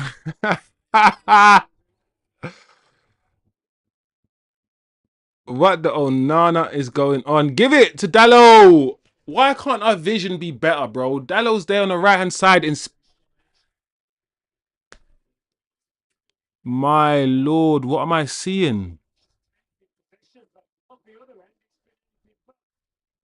What's wrong with our passing?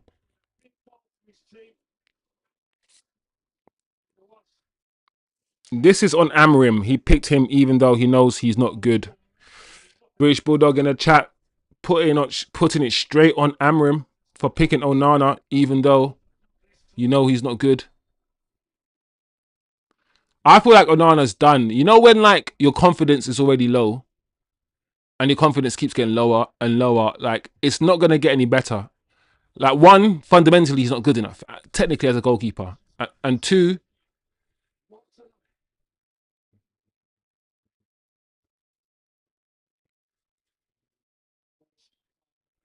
yeah, and he right now, look at his face, look at his eyes, his confidence is yeah, it's done for Onana. It's done. It's done.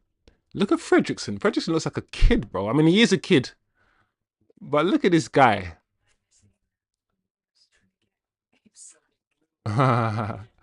Onana's trying to get Amorim sacked. Listen, there's gonna be plenty of people online that are gonna be backing Onana if he's trying to get Amorim sacked. But this ain't the way to do it, bro. I don't know, British Bulldog, bro. Listen, I can't make this entertaining for you guys. There's nothing I can say about this. Like, there's so much, yeah, that's swirling in my head right now. Like, my head is on fire. But I'm on YouTube, yeah, so I have to be PG. But what I want to say is not gonna be something that I actually say because I'm on TV. Uh, um, my lord, what are we doing? All right, let's go. Oh man.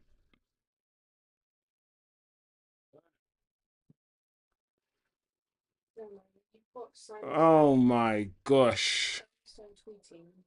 The Grimsby fans are singing sacked in the morning. These are reputable journalists. I'm not gonna lie, yeah. The Grimsby fans are singing "Sacked in the Morning." The Grimsby fans are singing this, people. Sacked in the morning.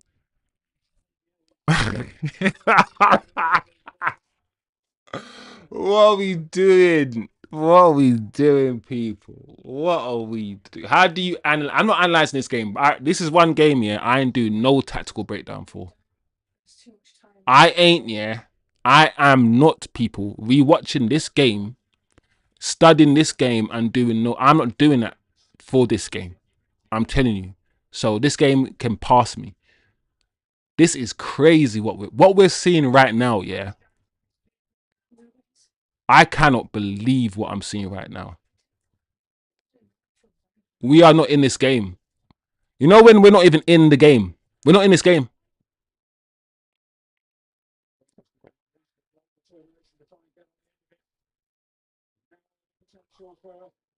There we go. Brilliant pass from Cunha. Go on, Dorgu. Give it back to Cunha. Just give it back to him. He's there. Right now, we should give it over. Oh, all right. That's a decent. All right. All right. That's a good cross from Dorgu, to be fair. But I was like, just put it back to Cunha. He's there in the middle of the pitch. Just put it back to Cunha. Make another run. Decent cross. Oh, he looks like he's injured.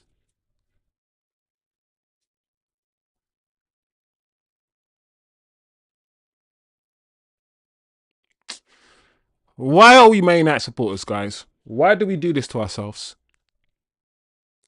We're idiots, you know. We're a bunch of people. Why are we here? Why are we doing this? It's sick. Oh, we're torturing ourselves. That turn, yeah, that little skill, yeah, that Dalot just done just now. I'm pretty sure that was the same little turn he tried to do against Fulham that led to him conceding, led to us conceding the goal. All right.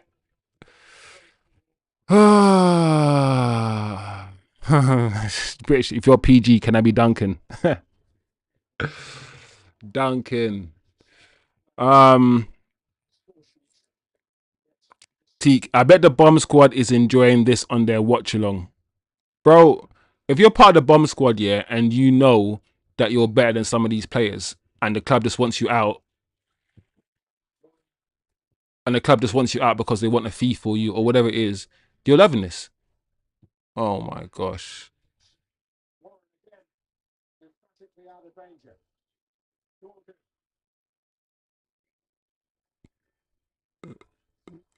Nice. That's good, Dorgu. They give the ball. Nice. All right, Kobbie. Do something smart, Kobbie. Oh, you're offside. Offside. I'm mad. Offside. There we go. Counter attack from Grimsby. No. No, the ball's off. Out of play. We don't even usually join the League Cup at this point. Yeah, bro. We joined at the third stage? British Bulldog. So the reason why we joined at this point is because of our performance in the league, right? It's the fact that we're rubbish, essentially. That's why we have to play at this stage. And we can't even beat Grimsby. So, people. I want to, I want to be positive, but I don't want to do no toxic positivity, bro. Because what we're seeing right now is not good. There's no reason to be positive. But because I'm on stream, yeah, I feel like I have a duty to be positive for the people that are watching me. But at the same time, like, there's nothing to be positive about. Oh! Sesko Sub-Zero. That's much better. The first actual cross we put in for this guy. Look what he can do. Just put some more in. Okay. Header on target. With that sort of height, I expect more. When's the last time we had a striker who could score with his head? Oh my lord, Ahmad. Ahmad. I mean, the pass to him wasn't that great, but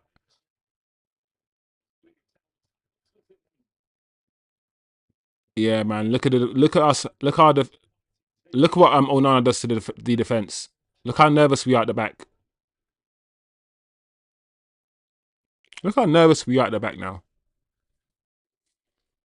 It's 42 minutes. Should I watch the second half, people, or should I just should I smoke something so I can get to the clouds? Because this is some bumper clout, ras clout, pussy clout, diabolical, rotted, idiot shit. Cause me no know what me I watch. Me no know what me I watch. All I want is my team to play some good football. That's all I want. All right, let's go. Kobbie, Dalot, let's keep working. Let's keep working. Move. Pass, move. Bring it back. Too slow. It has to be quicker. Come on, guys. We can pass, move. Well done, Kobbie. Come inside. Cunha, pass, move. All right. This is decent. It's decent. It's decent. Cunha, give it to Heaven. All right. Nice. The Dorgu, just don't shoot, Cunha. Why are you trying to work a shooting, bro? There's so many players to pass to. The problem I'm having, watching this team is that we are a bunch of individuals. You have Cunha being selfish. You have Ahmad being selfish. There isn't that sort of like 1-2, one-touch football where we're trusting each other and trusting each other's ability. Everyone is taking it upon themselves, to try to do something to get us back in the game.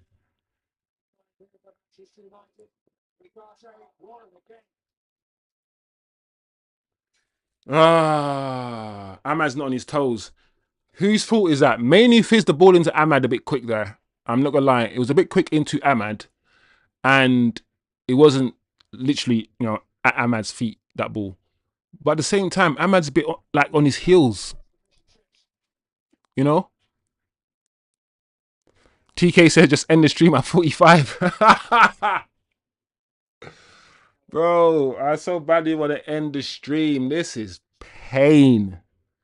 This is crazy. Times like these, guys, when I watch United play, I have to be like, remind myself, I'm not Man United. I am a human being. The team is losing, not me. You know, when we attach ourselves to the club, right? The club is an extension of ourselves. We love the club. But these times, I got to sever the umbilical cord, bro. These times, I got to sever this umbilical cord and cut myself off and be like, listen, these fuckers, they lost the game. They're crap.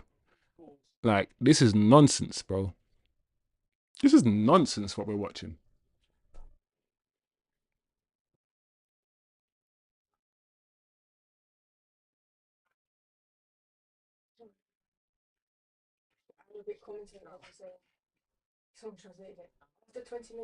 Give it, Ahmad. Give the ball, Ahmad.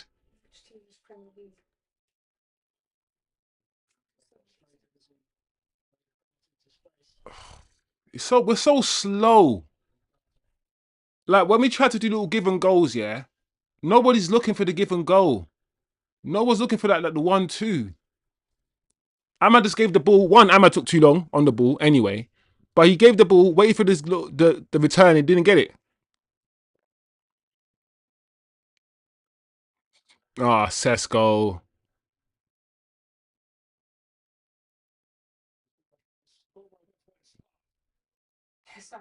Give it to Dalot. Ahmad, Dalot. We're just too slow with our decision making. Like, Dalot should have the ball a second before. This is crap. There's no speed in anything that we're doing. Who do you look to on the pitch for that confidence, to give you that confidence? I don't know, man. I'm not gonna lie, guys. I'll take Ahmad off and put on Xerxes or something. Cunha needs to do more. He's like, this is why I'm not real. 2-0 half time, people. 2-0 half time, people. Talk to me, chat. I do not want to sit in this negativity, this doom and gloom by myself. Talk to me. I don't want to analyze or evaluate what I've seen. I know it's my job and I do it, but I don't want to do it this time, right? Talk to me, people. Talk to me, people. What have we just seen? What have we just witnessed together with our eyeballs? With our eyeballs. With our bumper ass eyeballs. Sure.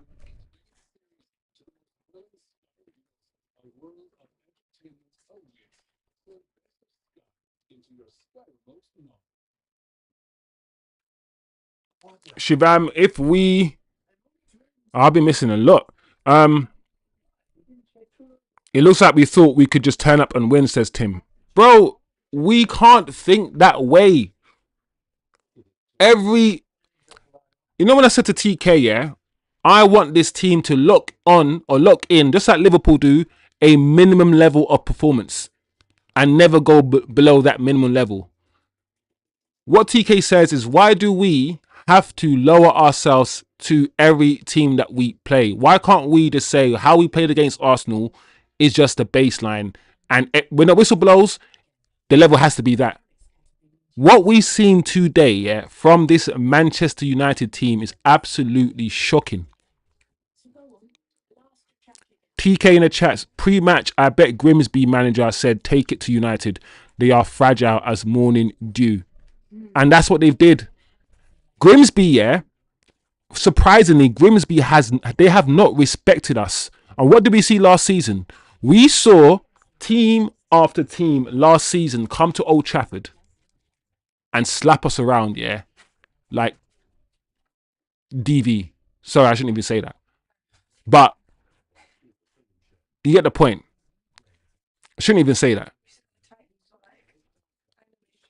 But they slapped us around.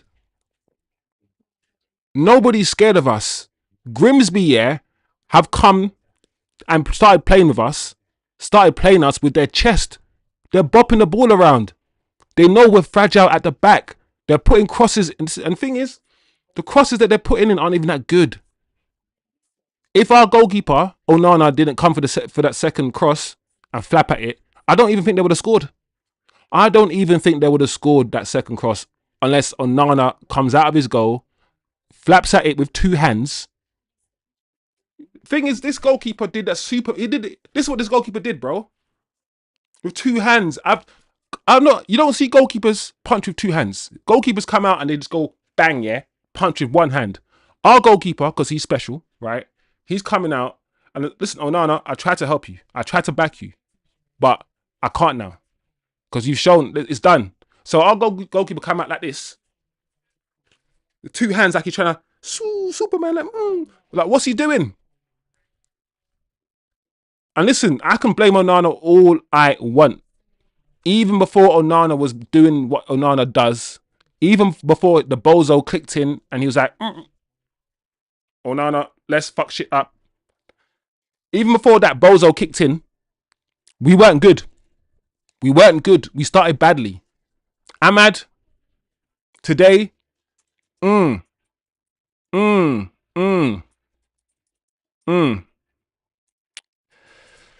Ah, man. Shivam says, guess Amrim said everyone is going to concerts together and having food together. Doesn't seem so.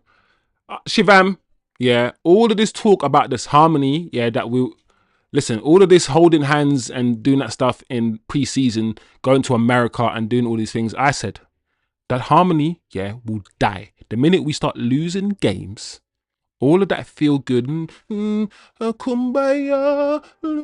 holding hands, and Man United, we're together, we all love each other. All that crap, yeah, is gonna go as soon as we start losing games.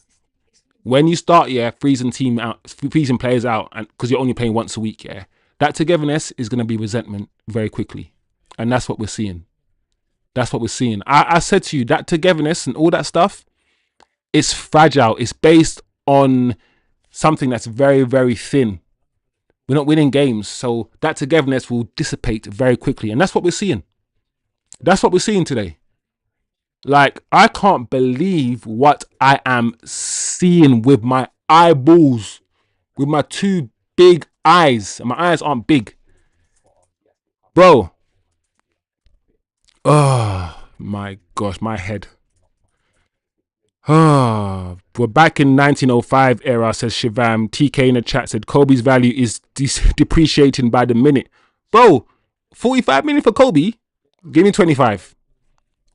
Now, give me 25 rupees. Not 25 million rupees. Give me 25 rupees and you can have him. Kobbie's giving the ball away today, yeah? Like, I don't know. I cuss Bruno for giving the ball away, but Kobbie today is giving the ball away like he's giving away flipping free lunch or something. I don't know. Like he's a charity. Shivam says, we are overrating Kobbie. This is the worst we've looked since the 7-0 Liverpool loss, says TK. Listen, TK, I don't know if I even want to disagree with you right now. I don't know if I can. How we look, I mean, the problem is, TK, last season we looked so bad in so many games. I don't know. What we're seeing today in today's game, is a last. This is a last season game. This game is pulled, taken from last season's archives. This kind of game is about 40% of our season, last season. Suffering. This manager that we have, this kinky manager, loves his BDSM suffering.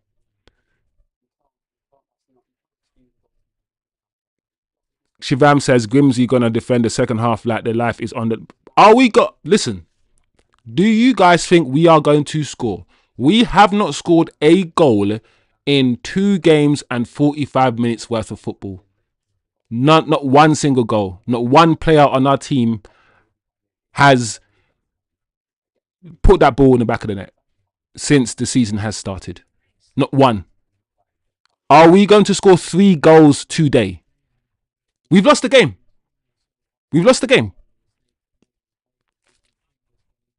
And before this game started, I saw Flex from the United View. I saw loads of people saying if he loses this game, he has to go. I want to know if those people are going to stick to their guns. What happens if we lose this game, people? What happens? Because I'm telling you, Ineos, this is their man. He's not going anywhere.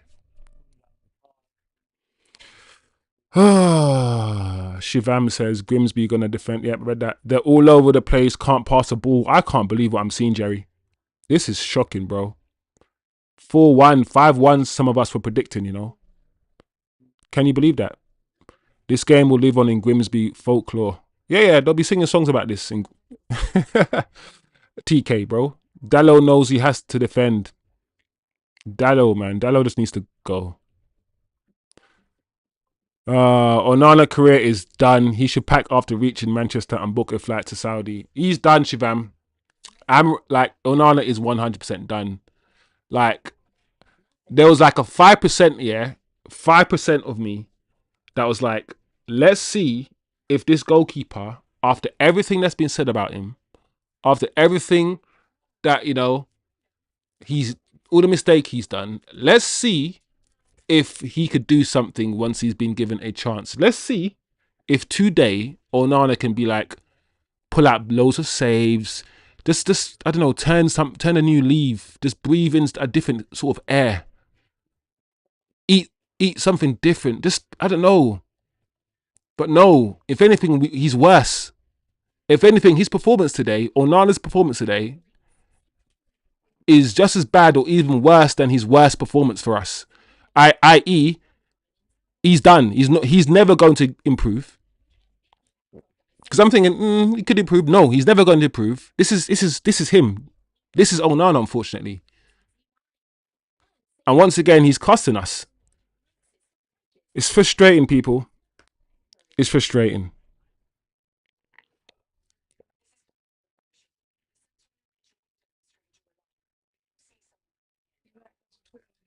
TK, against us, all crosses are good. Let's be care. You're funny, TK. Even the rubbish crosses are good crosses. Because we, that's what TK is saying, we will turn a rubbish crush, can't even speak. We will turn a shit cross into a good cross for you. And we will present it to you all wrapped up with a bow. Because that's what we do. That's what our goalkeepers do. So I understand you, TK. I hear you. I really do. Tops is a fraud in the chat. Big up, Tops. I hope you're not a fraud. Smash the like, Tops. And if you're new, which I think you're new, Tops, in the chat, subscribe to the damn channel. B498. Make it 498, bro. Anyway, Onana thinking he's Superman in that small, tight ass space. Yes, Tops. I don't understand what our goalkeeper was doing, bro. I don't understand what he was doing. Jump up, use one hand, one arm, whatever, and you punch the ball. Why are you... The thing about jumping with two hands, yeah, especially in that situation, you lose control of your jump. If you're jumping up like that, yeah, how... No, it's one hand. If he uses one hand, yeah, he doesn't even need to do all of what he's doing. He will have much control over what he's doing rather than leaping through players with two hands. Mistiming the jump, mistiming the punch. Basics. Basics. Tops, man. Big up yourself though, Tops. I'm one of the most optimistic United fans out there, and I'm absolutely worried for Amorim because he's doing this to himself. He's doing this to himself, says Tops. TK in the chat, I still have the tags for my shirt, still within refund window. TK, they shagged us. They gave us all the Baleba news. They gassed us up very, very nicely, TK, and then they announced this beautiful away shirt. I don't buy shirts. I've never bought a shirt. I haven't bought a shirt for at least 10 years, but they got me. I'm the anti-capitalistic football fan. That doesn't make no sense. Like, I've never poured any money into the Glazers. I said I never will, but they managed to get me to buy this shirt. They spun me. I bought into the lies, TK. Now I'm wearing this shirt, feeling like a... Look, listen, TK, you got to go and have dinner with your Liverpool fans and all your other friends wearing your Man United shirt. So good luck to you, bro. That's all I'm saying to you. Do you think Amorim can survive after this game? Eddie, I've come to the realization now that Ineos...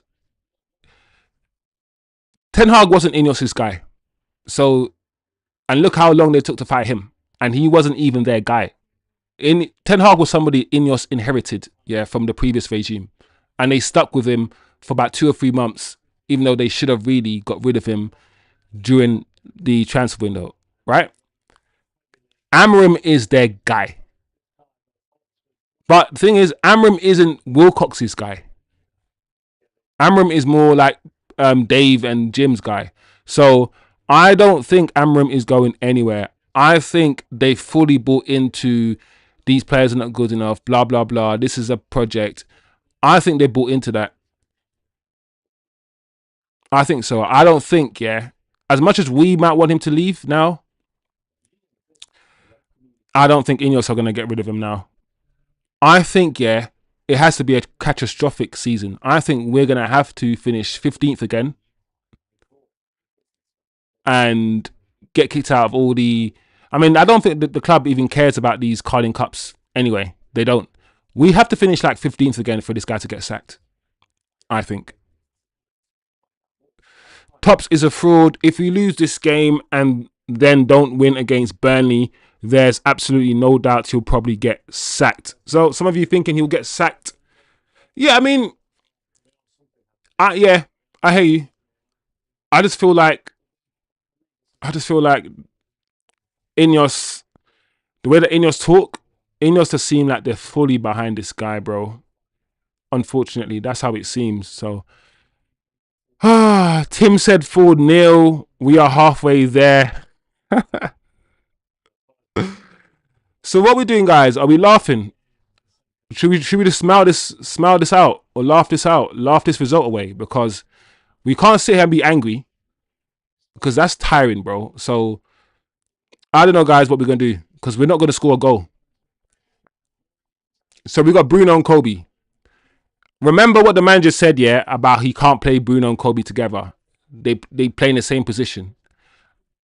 And understand, yeah, that the manager is now playing Bruno and Kobbie together. So the manager says Bruno is Kobbie's replacement. Start of this half, he's brought Bruno on to play with Kobbie. This is what I'm saying about this manager. Ahmad's gone to wing back, and Bruno has come on the pitch. And Ahmad's lost the ball again. Ahmad lost the ball again, and he didn't need to lose the ball. What? He's brought Dorgu off for Dalot. See what I'm saying about his Portuguese favourites?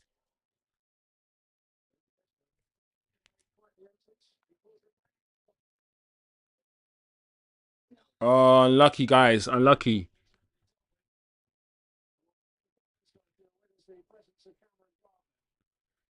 This guy couldn't even take Dalot off. He's gone to his Portuguese duo to save him. Oh, man. Xavi is available if Amrim gets sacked. Tops, my guy, bring in Xavi. Don't stop fucking around. Stop wasting time now. Bring in Xavi right now. I ain't got time. I ain't got time. Give it to Bumo. Oh no. Oh, it's just Let's see what we can do, guys. I don't know how am I gonna approach the second half, people. Let me try to be a bit optimistic. Let's see what we can do. We got 45 minutes, people. 45 minutes to save this game. And Bumo's on in the 10. Dalot's been shifted to left wing back. Oh wow, he just ghosted past. Wow, the way that he just ghosted past Bruno like he wasn't there. Wow. Yeah, man, get me Xavi, guys. Get me Xavi.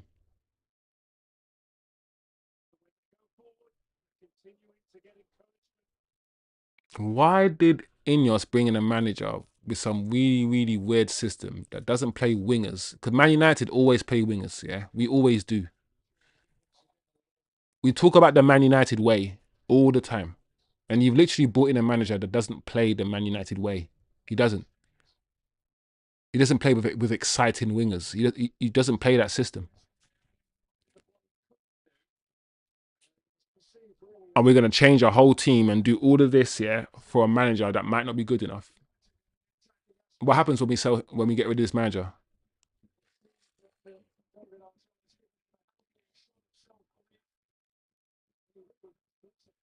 Yeah, man.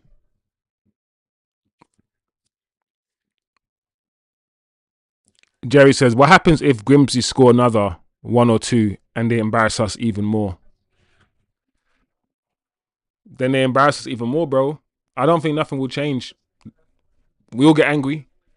Some of us will want the manager to be sacked. He won't get sacked. The confidence in the squad will keep going down and down. And we can't buy into what the manager is doing or trying to do if we keep losing games. I keep saying this. How do you sell what you're trying to do to the players if when they try to adopt your system, they lose and they lose and they lose? How do you sell anything?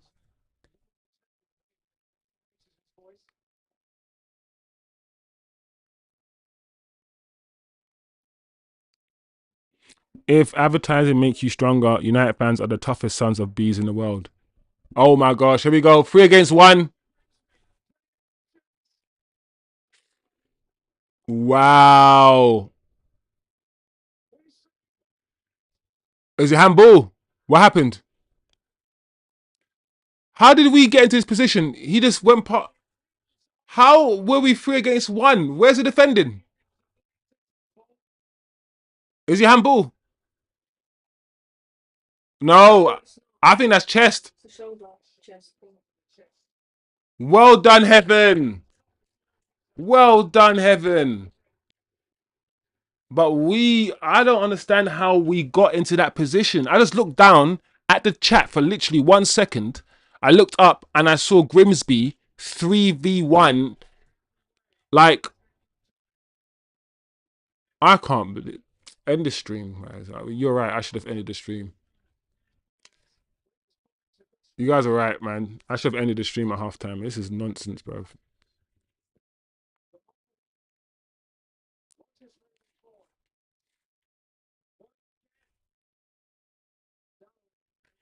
Let's go. Oh, Dalot. Sesko was making a good run. I hate this shit, man. Oh, in the middle of people. Oh. Oh, almost. About to score. Come on, guys. Come on, do this shit.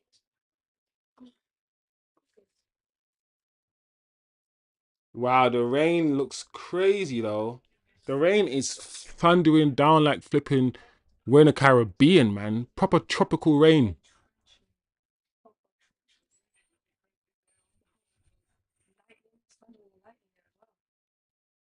If you're Man United, you must feel like the gods are against you.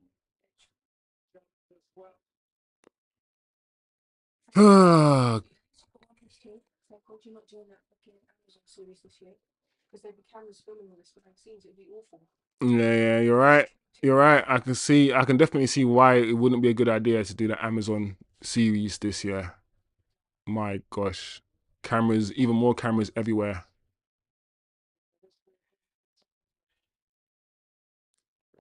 Yeah, this rain is flipping.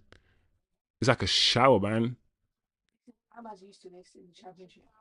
The rain is Grimsby's 12th man.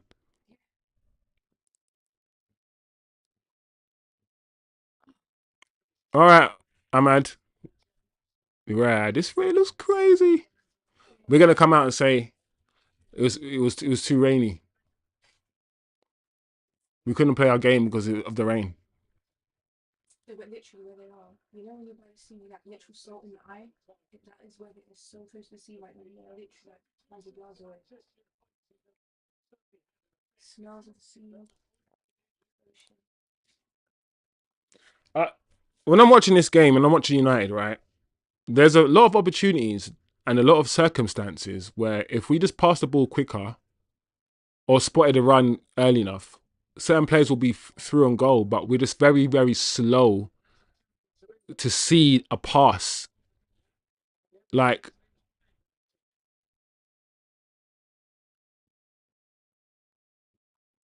very, very slow. Look, fizz it into Mbumo right there. Mbumo, I mean, also not, we're very nice, Ahmad.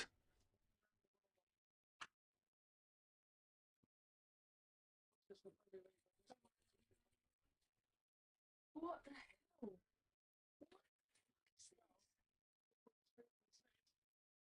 Oh man, the pullback wasn't. See? What? He's onside. Someone stop him. Don't bring him down. Harry Maguire. Well done, Maguire. I guess. Well done.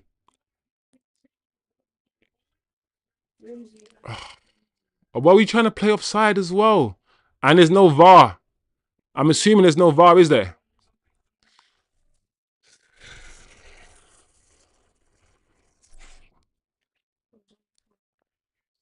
Well done, Maguire, I guess. Corner. Here we go, guys. 3-0 to Grimsby. Corner to Grimsby. Here we go, people. Almost. Almost. Almost.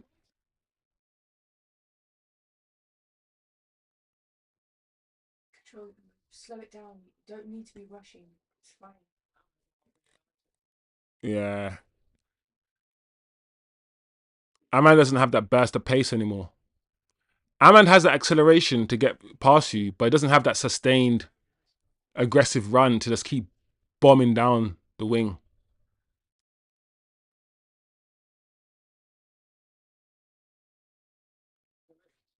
Give it, give it. I'm a man. You should pass and run, bro. Give and go. That's better. That's much better. Give it.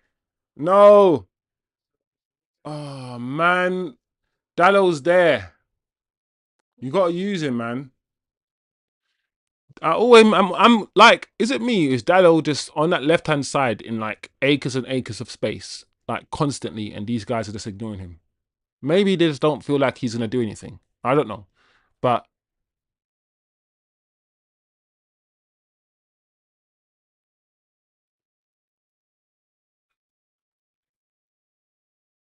Look how much water is that. It's creamy. yeah, that pitch is. This pitch is. Look at this pitch, guys. Wow, he's literally doing water sports. Man is sliding like flipping a water slide, man. Look at this. Look at this pitch. Send you right to the championship. Wow. We'll come back. They might probably never come back. No, we won't. And Bumo's taking this free kick. Just do something good. Do something good. Please. I wonder what Mbumo and Cunha are thinking. They've left their clubs where they were scoring goals, getting assists, playing good football, and they've come to United and look at them. They can't even score. They can't do anything. And Mbumo over this free kick. Let's see what we can do.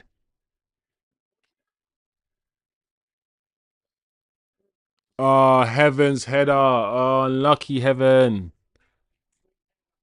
Oh, almost a free header. We should. We got to do better. We have to do better than that, guys, with these opportunities that we get. That's almost a free header for Heaven, even though he was diving for it. 100% a let off.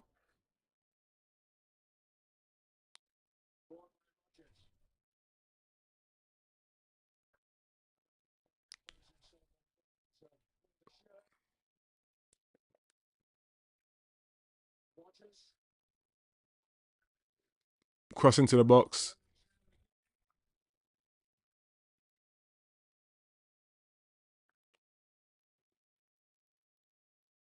Go right. This rain is crazy.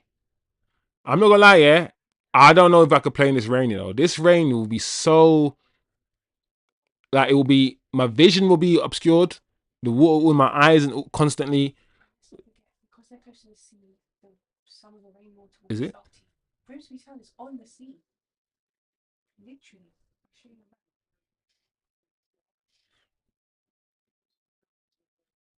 Smelling of the salt. Turkish in the chat. No matter what, we will keep going. There's no other choice. Onwards and forwards. Yeah, but this is diabolical stuff, man. This is crap. This is terrible, people. But You are playing here. And that is the sea. That is the ocean.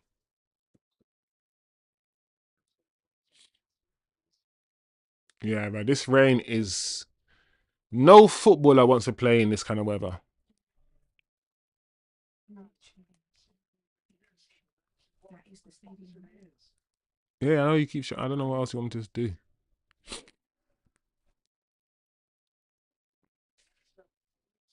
a good fish and chip shop for you. Well, have you been there before? No, not everyone. That's what they do there, they fish. All right, Ahmad. See what you can do now.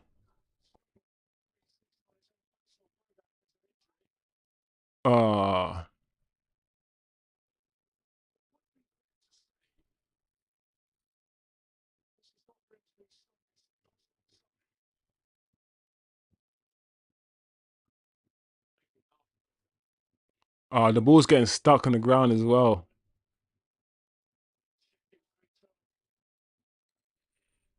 I wish Ahmad was right-footed, boy, because so many times, yeah, so many times Ahmad has to stop and then cut back onto his left foot. and the slow down the momentum and stuff.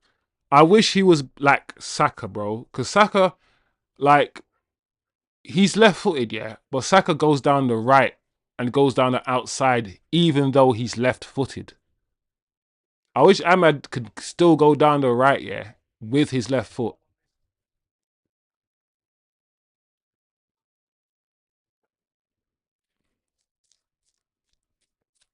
Add more variance to his game.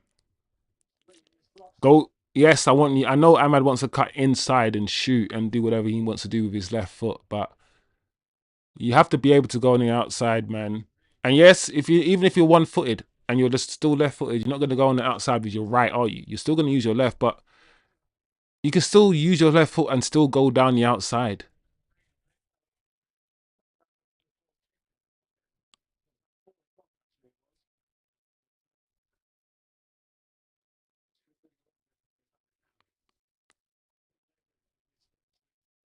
Nice, nice from Kobbie. Give it, just give it to Dalot, just give it. Oh my gosh. What's wrong, Kobbie? That pass was not good, man. Kobbie's not had a good game today.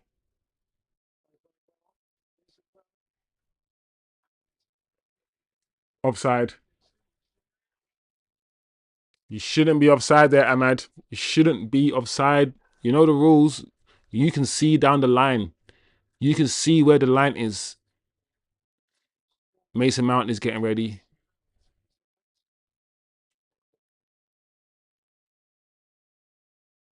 Look at this guy with his tactical board moving things around. He just drops on the floor. Amrin, where he's straggling. Look at him. Just moving things around. He's panicking.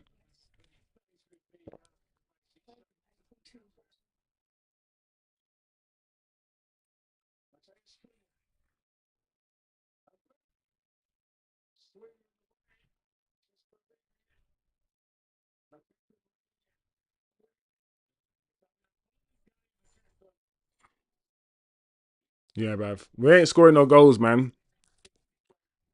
We don't score goals anyway as a team. So that's why when people are saying 4-1 and all these things, I was like, maybe 2-1 or 2-0, but we're not scoring four. I don't care how shit the opposition is. We're not scoring loads of goals. We don't score goals. That's not what Man United do.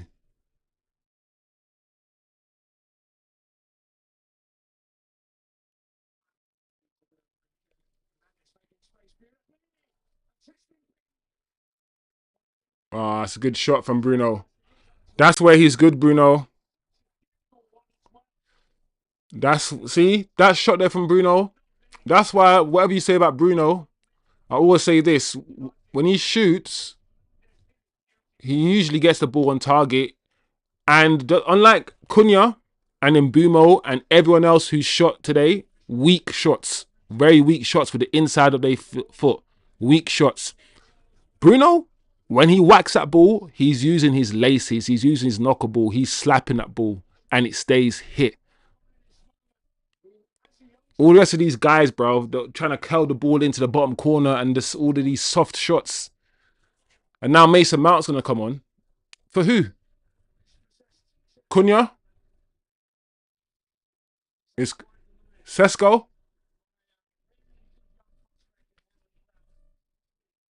I reckon Sesko will come off, guys. TK says, breaking news, we haven't conceded a goal this half. Yeah, that's a plus. Streets are saying garnacho's on his way to London. 26. Oh, heaven. Oh, so what we doing? Heaven's coming off. What we doing then? Playing with the back four, people? Are we playing with a back four and a midfield three? I'm confused now.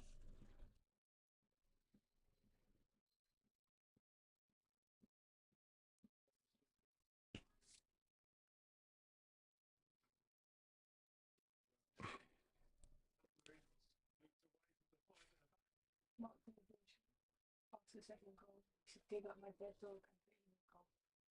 He moves quicker.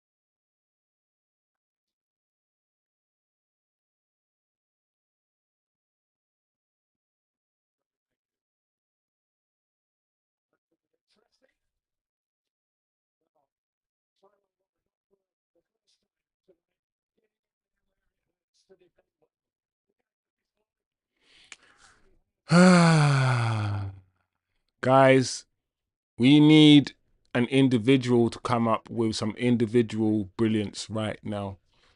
We need an Mbumo Ahmad Cunha goal into the top corner. We need something. We're not gonna pass the ball around and score any team goals right now. We're not gonna score goals, and I think I said this already. I'm going to rely on the individuals to win us games. I'm not going to rely on the system. I can't see the system working or improving anybody. If we win games, it won't be because of the system. It will be in spite of it. It will be Cunha picking the ball up and doing a madness. Because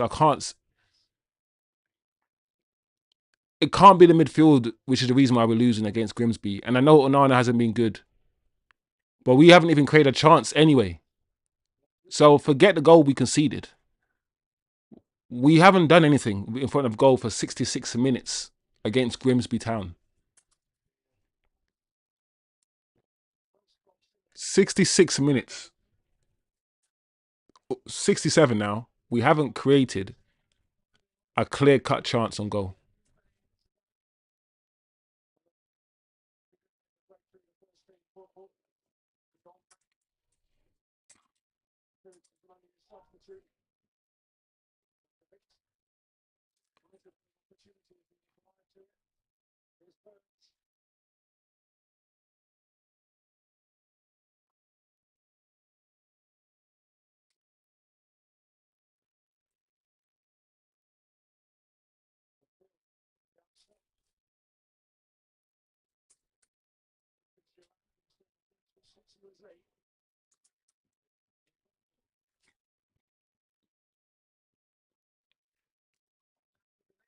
Oh, delete. But do you know what, yeah? The fact that Delete is even in those positions, yeah, as a right centre back is a good thing.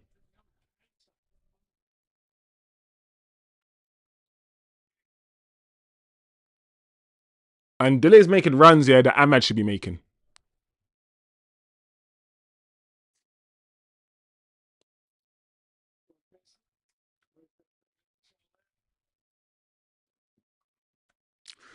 I've run out of words, man. I don't really have any words for this performance, guys. I really don't. 20 minutes, just over 20 minutes left to go. We're doing nothing. We're doing nothing.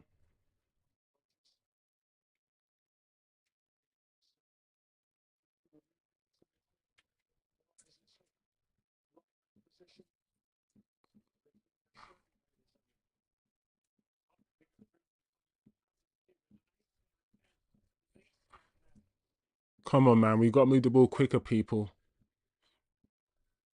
We got to move the ball quicker, man. It has to be quicker. I don't think we're going to score a goal in open play. Like I said, scoring goals isn't what Man United do, and we definitely don't score in open play. We don't do that as a football club.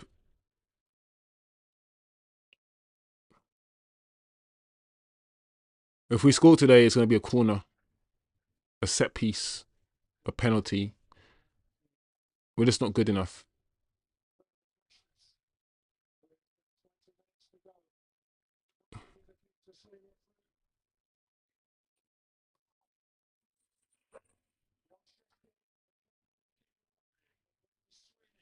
Ah, Cesc. Ah, Cesc got. It's all right, man. It's all right, bro. Don't shoot. There you go. Whenever I see a player getting ready to swing their boot, getting ready to shoot from a ridiculous angle, my brain's already like, don't shoot. I saw Kobbie Mainoo about to shoot from 30 yards, and I was like, oh, why do footballers do this?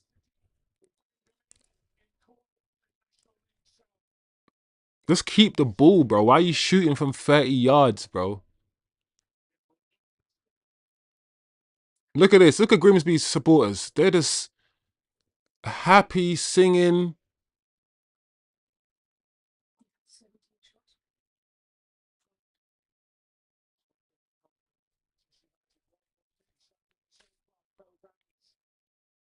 There we go. Oof. How can the flag's up, but it came off Maguire?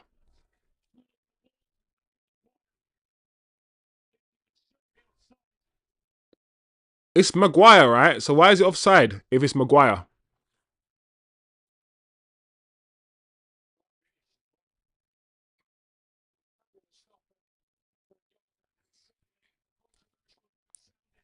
What? I'm not gonna lie, guys. Kobbie Mainoo. This is one of the worst games, yeah, I've seen from Kobbie Mainoo. Kobbie Mainoo is having a shocking match.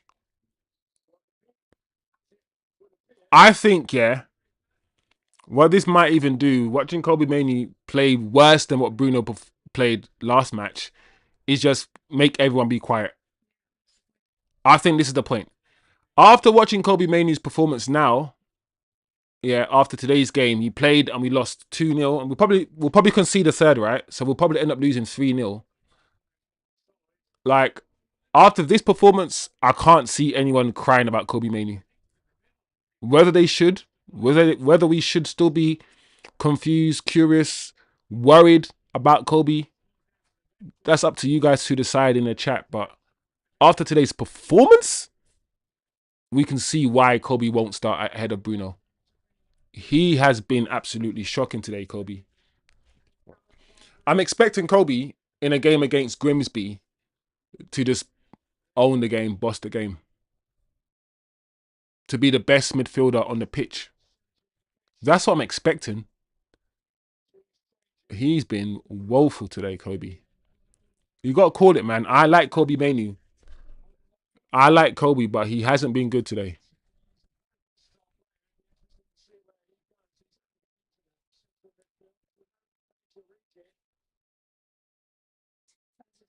He said it's to him it's still 4-0. I don't care if 2 or disavow.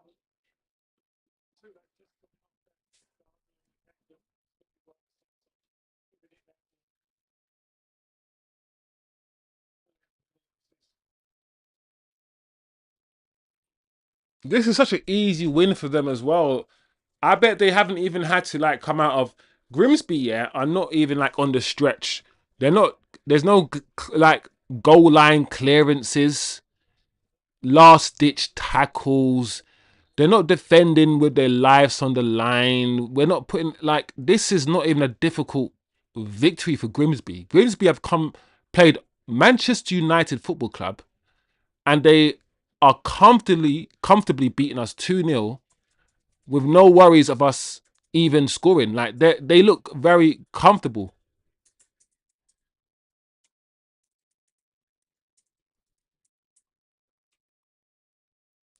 I think that's also my concern. My concern is Grimsby are not playing out of their skin right now. Just like last season, we saw teams time and time again come to Old Trafford and beat us, or at least get a result from us. And often, some of those teams didn't have to play well to beat us at Old Trafford. They were just functional. And Grimsby have come, even though this is not Old Trafford, we are away, but they've come. Finally, Brian Burmo scores. I shouldn't say Mbermo because he's already told us his name is Mbumo, and yet all the commentators say Mberm. Brian Mbumo's first goal for Manchester United Football Club. Finally, it's come under these circumstances, but it's a goal nonetheless. Well done. Good finish. Good finish. And that is a Brian Mbumo specialty. I've said to you guys here, when you watch Mbumo, what he's good at, yeah, is shooting when the defender is wrong-footed. And what he's good at is shooting even though he hasn't got any space to shoot. He's very good at just getting a half a yard shoot. Half a yard shoot. He's very efficient when it comes to that. So that goal was scored because the goalkeeper wasn't even set. He did what I call a Mason Greenwood. Shift it, then shoot. And if you just shift it, then shoot, a lot of times you will score because the goalkeeper's legs are not planted. Wrong foot the goalkeeper, bro. That's how you score goals.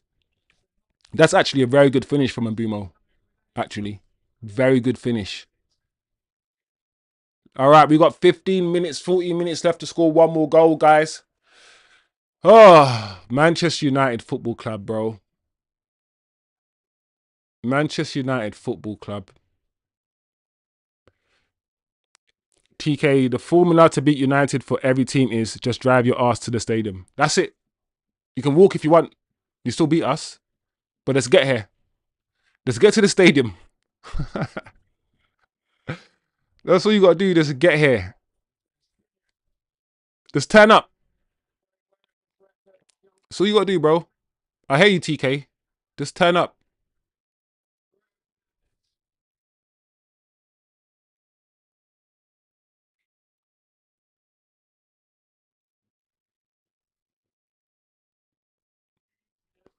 Ahmad's not had a good game either. But sometimes, especially when you have faith in a player and you believe in their ability, you just got to keep playing them until they find form. Because what I'm seeing, I've seen too much of Ahmad here to believe that he's a rubbish player all of a sudden. I feel like Ahmad needs to be played until he starts playing well. Because I have faith in his ability. Look at Zexy. Zexy. When are we going to see Zexy, man? Flipping heck. We're dying for Joshua Zexy. He's getting no time, not even at Grimsby. Not even now when he's trying to bring players on, he's not. No Zexy.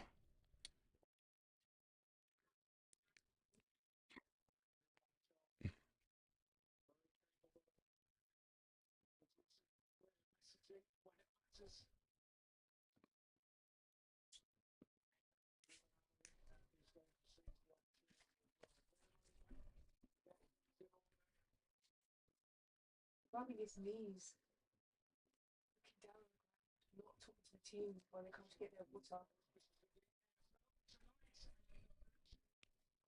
He waited for them to get up and go before he stood up. He's avoiding them.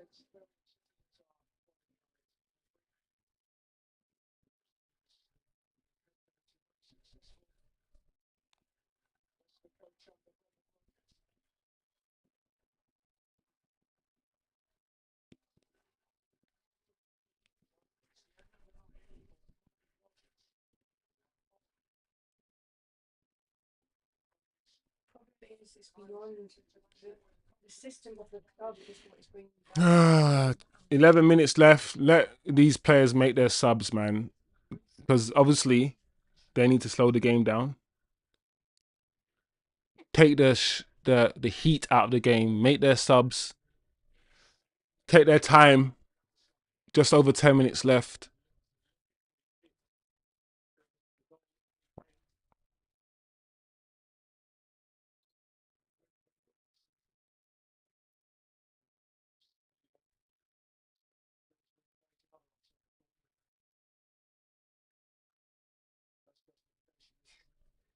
Statman Day, Man United have subbed on around 200 mil worth of players whilst 2-0 down to a football club with a total value of 3 million.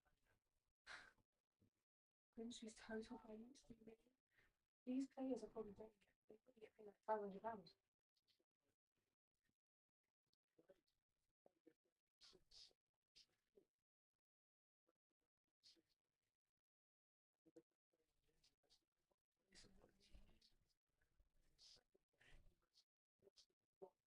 See? That's better.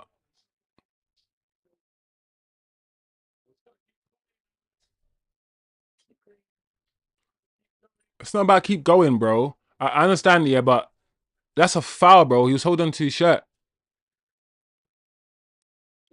Ahmad was getting pulled back and everyone could see it. Shit, the second goal, he's from your academy. Grimsby's second scorer, you raised him and trained him in your academy. Played for your under 23s. Uh, uh, we got, I mean, Every year we have 30 people graduate and leave and go everywhere. So it's like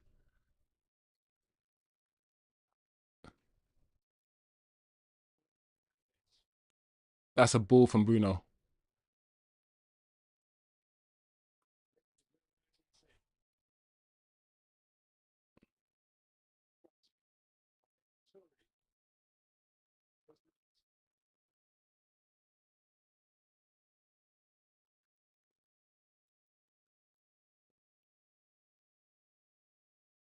Oh, this is such a dead game now. When Shivam goes sleep, Shivam, did he go sleep? We've made progress. We scored one goal, and it was a Brian Mbumo goal. Ahmad's coming off for Zach saying it's about time Ahmad came off. To be fair, he's not had a great game. And before anyone says Ahmad is my favorite player, man, but he wasn't good today. Ahmad.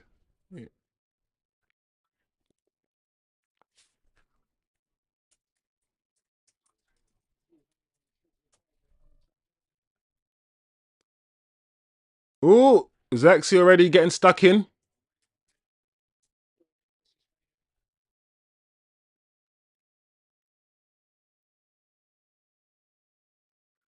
Look at Zach's already. Just nice touches.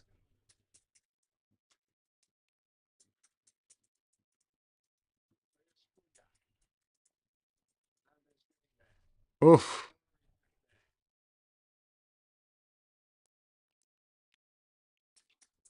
I'm a, nah, that's Cali, bro. That's not UK.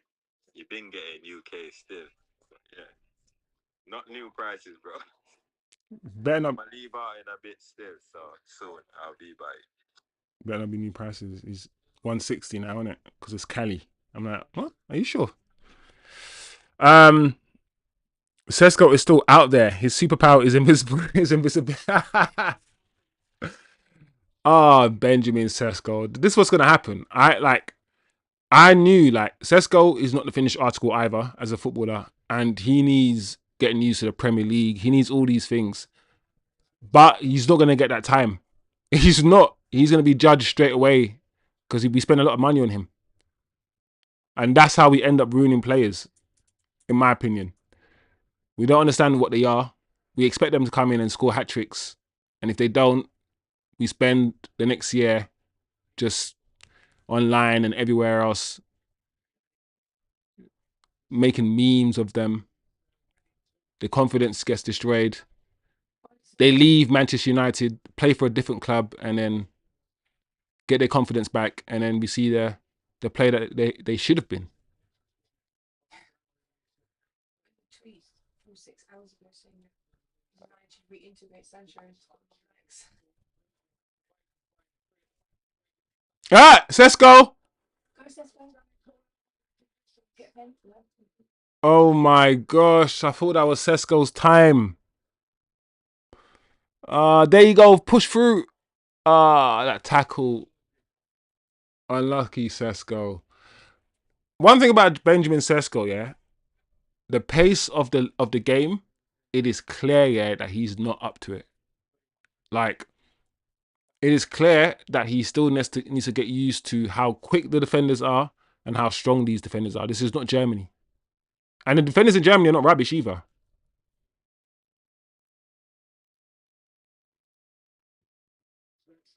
Look at Xerxes' touch, bro. Like, how are we not playing with Xerxes on the pitch?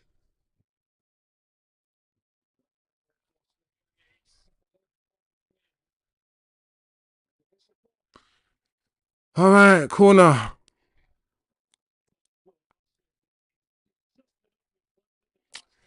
But at the same time, Sesko's playing for Man United. Listen, the pressures are real playing for Man United, mate. They are real.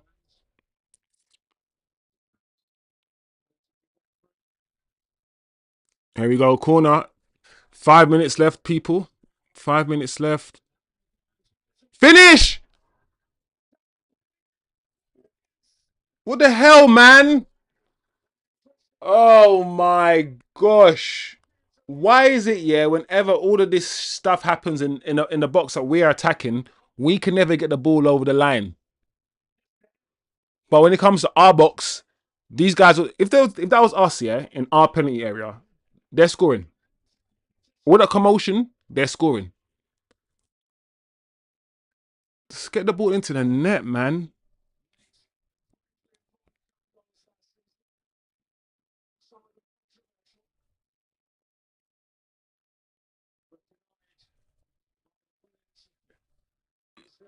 Akazaxi.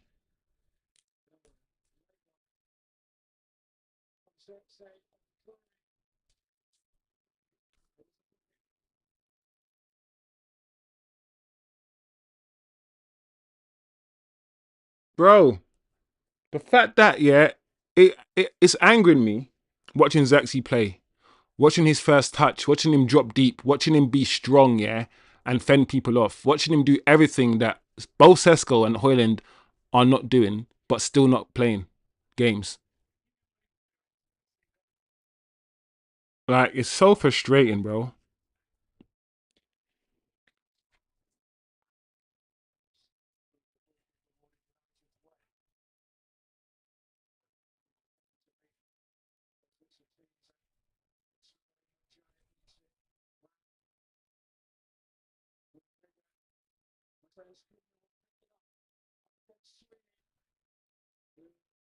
All right, 3 minutes left. 3 minutes left of the game, people, people, people. Corner, Mason Mount in the corner. Make them equalise and then lose on pens. I was like, that's just stress. Because you go straight to penalties with no extra time. Get that goal, Xerxes.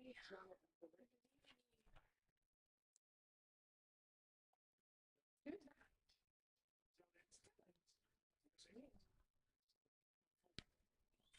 Access her. Fight. Take it again.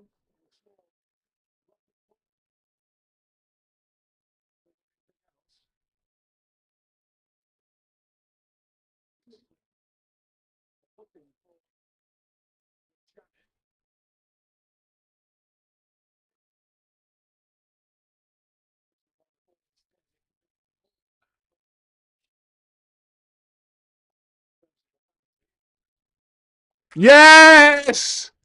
Maguire! Harry Maguire. Yes, well done. I'm not even happy. This is a poor performance, bro.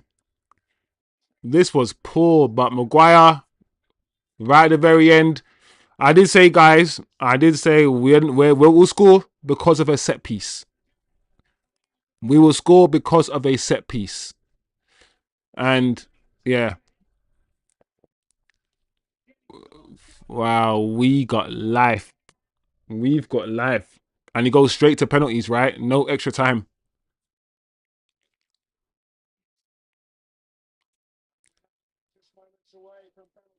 Yeah, yeah. Straight to penalties, people. Oh, man. This manager, this team has got life. I can't. We don't deserve anything from this game. We don't. We actually do not, guys. But we'll take it.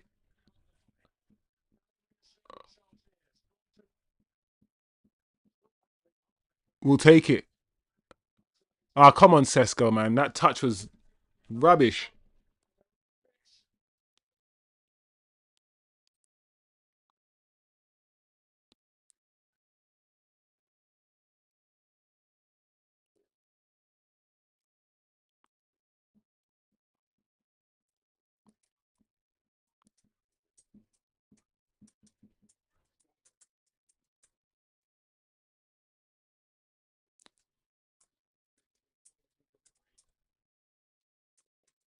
Look at this referee. The referee didn't know whose ball it was.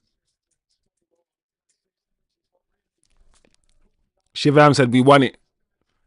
Shivam, I think you're being a bit too early, bro.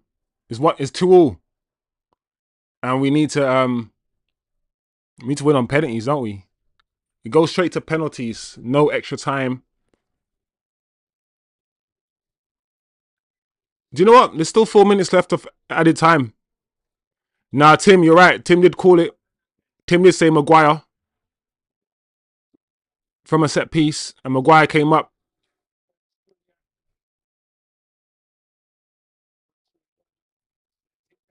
See where Mbumo's picking the ball up wide?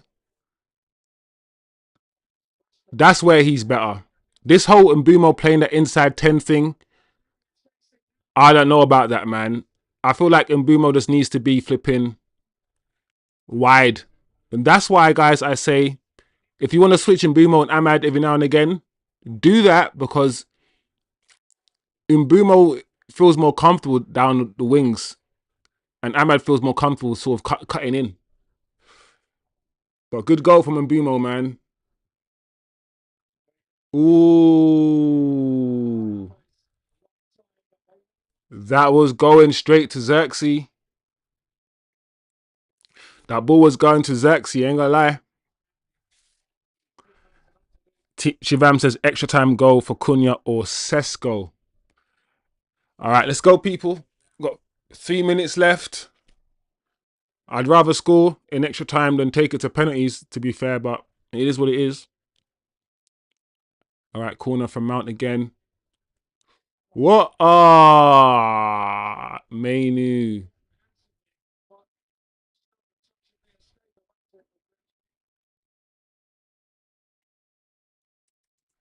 Oh, Mainoo, man. Oh, so frustrating. 2.5 minutes to go. Come on, United. Come on.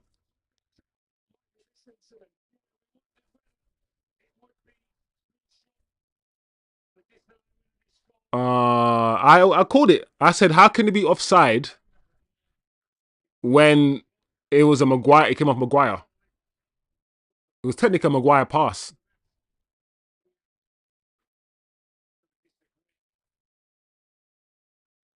I mean, it wouldn't be a Maguire pass if. Tell you what it is, yeah. If the attacker passed the ball forward and it just came off Maguire and still continued, then yeah, it's offside. But because the pass was sideways, the Grimsby player was passing it sideways and it came off Maguire and went forward. It's Maguire pass, so it's not actually offside, in my opinion. But we'll take it. We will take it. Let's go, people. Bruno just sending the ball up in the air.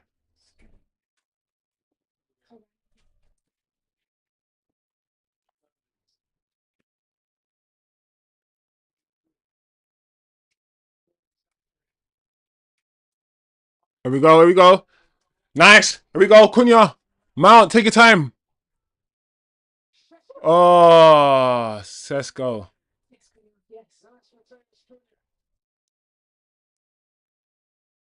Oh, lucky. Again. Keep going. Put them under pressure. Keep going. This is the most pressure Grimsby's been on since the game started.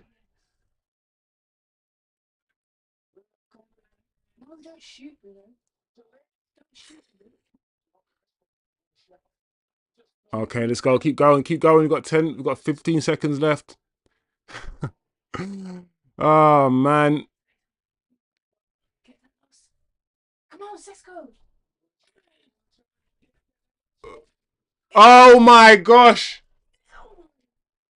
What happened there? Oh, man. Who had the ball? Was it Sesko? Was it Dalot? It's 2 against 1. It was literally Sesko and Dalot, yeah, against one Grimsby defender, and we still couldn't get the ball in the back. Look at us both. Both players. One of you kicked it over the bar. Oh my gosh, bro. That was a chance, you know. That was Sesko's chance to score. I don't understand how he didn't score, how he kicked the ball over the net there. That's crazy. Ah, there you have it, people. There you have it, people. You can't say, as a Man United fan, that life is straightforward, guys. All we want to do for once is come here and watch some good football from our team. Just one time. That's all we want to do. We can't just sit back and relax and play ball. When's the last time you watched Man United just play ball, sit back, and you weren't even worried about us losing? This should have been one of those games. This should have been one of those games where we came together as a chat, as a community, whether you're part of this chat or whatever chat, all Man United fans around the world sit back and watch your team beat a team in the lower leagues and beat them by 2 or 3. This should have been one of those games. But it's not. And Grimsby have taken us to penalties, or should I say we took Grimsby to penalties because we were 2-0 down. The issue now that we have is that it's penalties, and we have Onana in goal. I don't know about you, but I don't think, from what I've seen, Onana is a great penalty goalkeeper. So our goalkeeper's not going to save anything, which means we're going to have to hope that they miss penalties, and we have to score all our penalties, because the only way I think they're going to miss a penalty is if they miss a penalty. Our goalkeeper, I don't believe, will save many or any penalties. That's me and my opinion. So I don't know, guys. I don't know. A part of me as a Man United fan, even though I want my team to win all the time, a part of me as a Man United fan, I'm like, we don't even deserve to be in this game. We don't, like, somebody needs to be punished after this performance. Somebody, like, there has to be repercussions after a performance like this.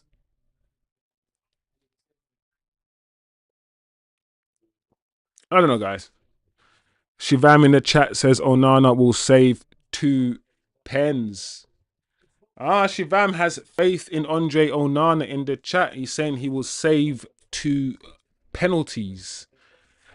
I don't know, Shivam. I don't have the same amount of faith as you, my guy. But I hope you are right. I absolutely hope you are right.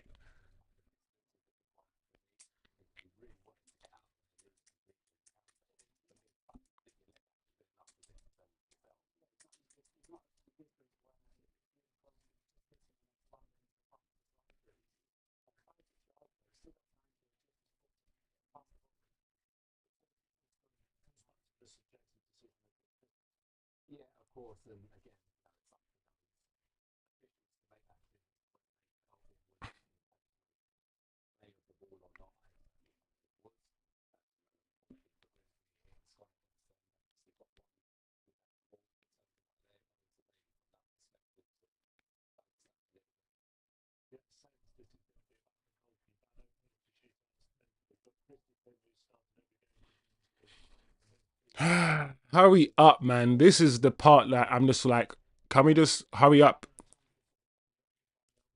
Can we just hurry up and start the penalties, please?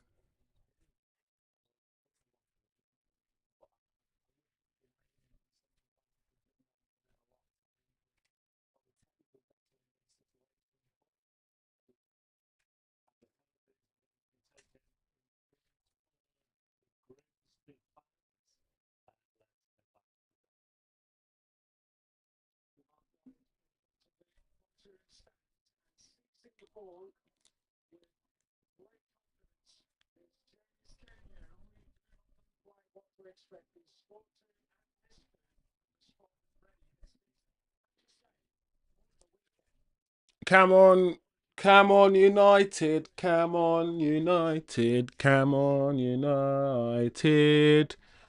Who are ya? Come on, Andre Onana. Ow. Andre Onana. Come on, Andre. Come on, Andre. Come on, Andre. Come on, Andre. Yeah, man. Lucky. Lucky. Lucky. I was about to celebrate. I was like, Onana saved it. Oh, he's lucky. But once again, if I'm going to have a go on... oh, my Lord, Bruno, please don't mess around. If I'm going to be critical with Onana, the fact that you got a hand to that penalty, I just wish he just kept it out. But Bruno, this is your time now to make up for that calamitous penalty against Fulham where you tried to get into the car park. Clearly, that's what your aim was. So do your hop, skip and jump. I don't mind you doing that. Just do it again. Hop, skip, please. Stick to what you do. Stick to what you know. Much better. Much, much better. Look at his face. I'm not going to lie about Bruno. At this time in Bruno's career, Bruno's probably over it. You know when you've been here for 4 or 5 years, yeah? And you're like, this is not the Man United, yeah, that I thought I would play for. And Bruno, he just looks like he's ready to leave. Maybe I'm projecting. I'm probably, but he just looks like he's over everything right now. All right. 1-1 in penalties. Come on, Andre. Come on, Andre. Come on. Give us this before you leave. Before you depart, give us this day, our daily bread. Okay. Cool. Good penalty. Nice composed penalty from Grimsby.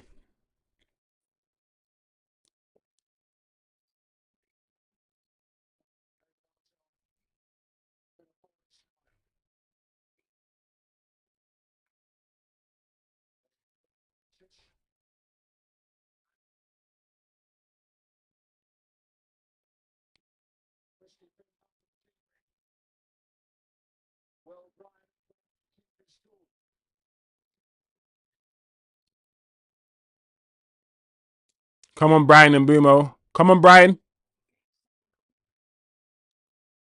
Oh, down the middle.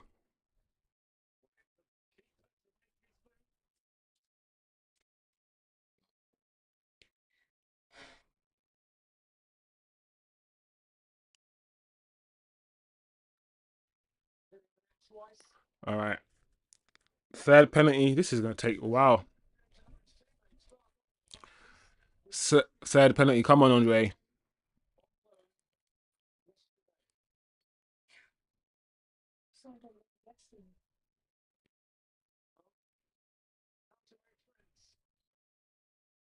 There we go, Andre. I think you're going to score. Are you going to save it? Oh! Yes! Oh, no. Well done. Well done, Andre.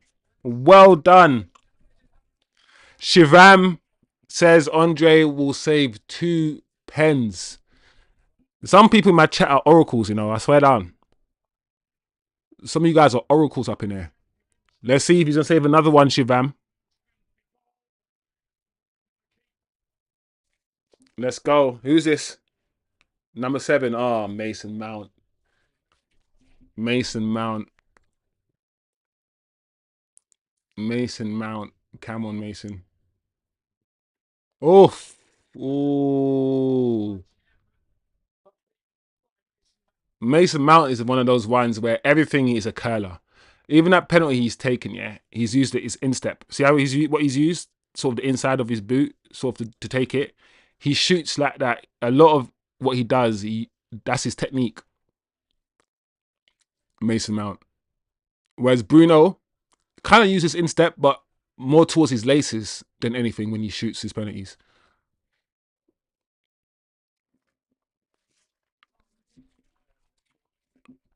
All right, let's save this one on Nana, then game, set, match. Oh, don't worry about it. Cool.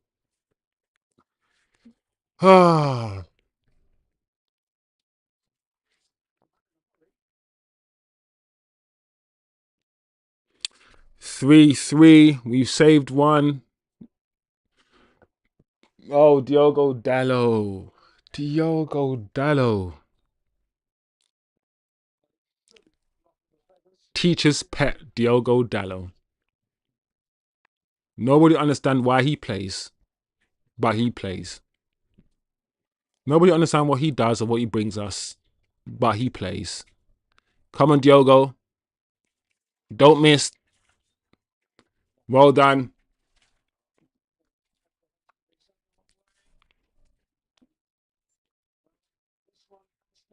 Yeah, this one has to go in or we win, people. How are we going to be like when we win this game? Are we going to be shameless with our victory? Because I don't think I will be, you know. I think I'll still be annoyed. I'll still be frustrated.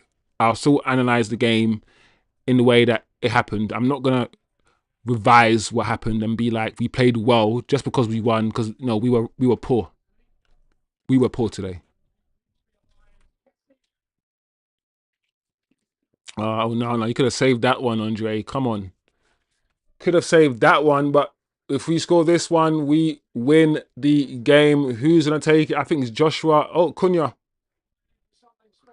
Oh, man. I have a feeling Cunha's going to miss. I have a feeling Cunha's going to miss. Oh, no. Andre gave him the bad luck hug. And I don't know. Oh, man. All right. Because Cunha hasn't had his shooting boots on. I told you. I told you he was going to miss. I don't understand why he took it that way, Cunha. I knew it. Do you know what it is, guys? Yeah. I thought Xerxes was going to take the last penalty. That penalty was rubbish.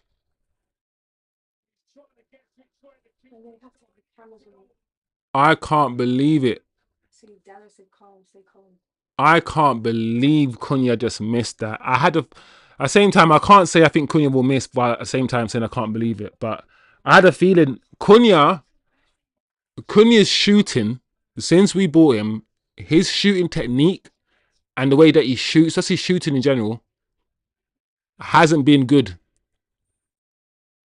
It hasn't been good, Cunha's shooting. He's missed he's missed a lot of chances. That's the reason why I said I had a feeling he's not gonna score.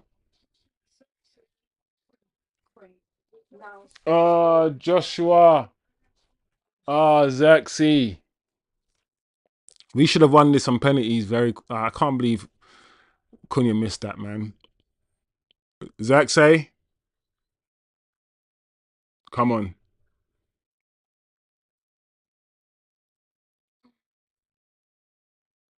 Come on, Xerxes, come on. He's not gonna miss. He's not gonna miss. Yeah. Good shot. Yeah. I'm not gonna lie, yeah. I can't see Xerxes missing loads of penalties. But you know when someone's technique is so good, like he's not a great at shooting, and scoring goals, but because his technique is so sound, Xerxes, I didn't think he was gonna miss. But now it's gone back to how many will Onana save? Because every Grimsby penalty so far, I think, has been on target. So,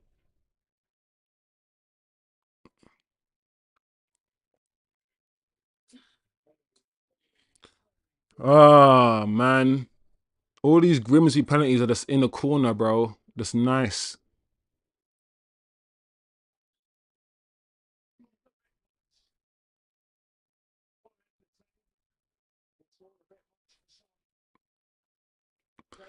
Here we go. Oh no, Kobbie Mainoo. This will be the perfect story, bro.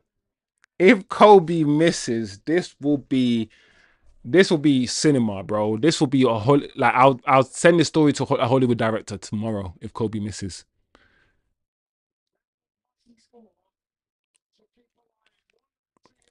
If Kobbie misses, then this is perfect. All right. Top bins. Top bins. What a penalty, bro. I'm not gonna lie, apart from Cunha's penalty, why is our manager like this? He's so emotional. How are we as fans watching this and the manager is in a corner being shielded by his staff and not watching and just rocking side to side like a child soothing himself after being traumatized? Like, he's the manager, the leader of this club, and look how he's behaving. I don't like that about the manager. Man, he doesn't watch the penalties. What kind of weak? What is that?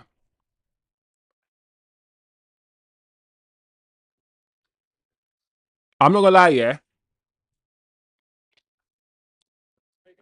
Everyone, yeah. Grimsby's last 3 or 4 penalties have been down the left hand side, and Onana's dived.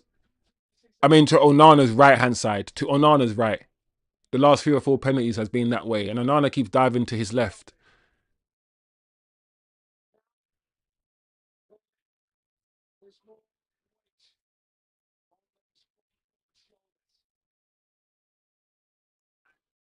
What's all these holes, man, in the back of these socks? I think.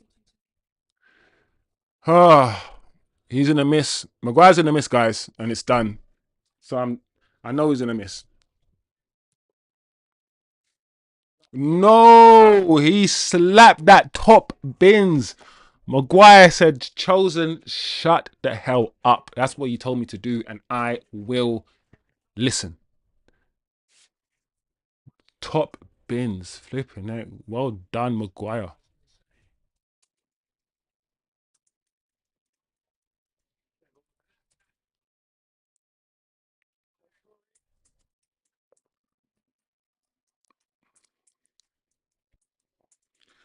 Okay, we're back here again. 8 penalties have been taken, 1 missed each. Oh, Nana. Oh, Nana keeps getting a hand to these penalties, man. Oh, he keeps getting a hand to these penalties, but not keeping them out. Oh, again.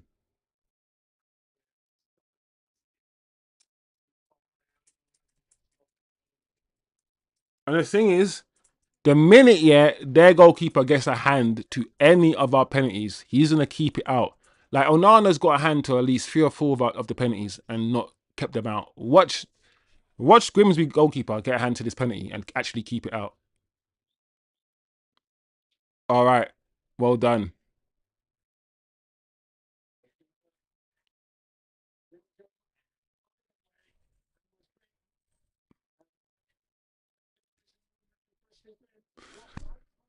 Oh, these penalties are never ending, bro. So we've taken 9 penalties, missed 1 each.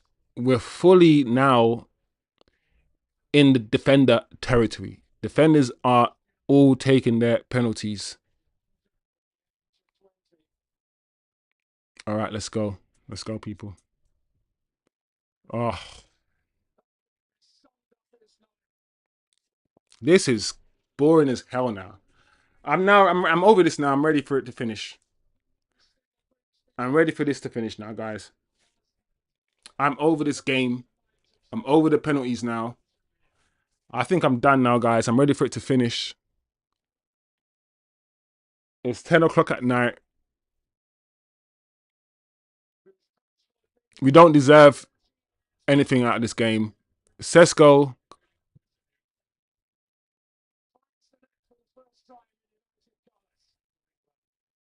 well done, Sesko. Did you see Aaron hiding?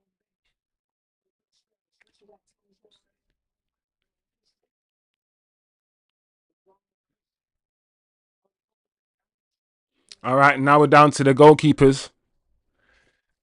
Onana's going to take a... Oh, my Lord.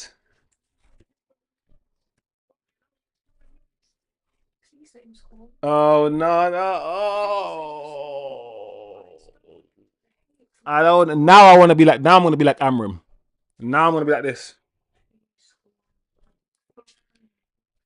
He's in a score.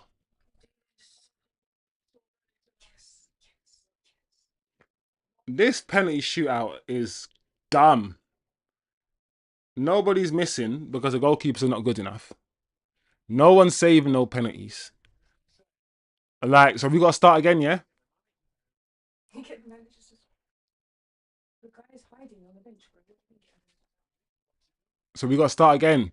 When we start again, do we have to go in the exact same order?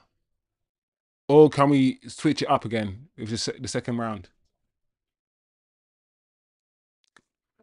What are the rules of this? Can you? Let's see.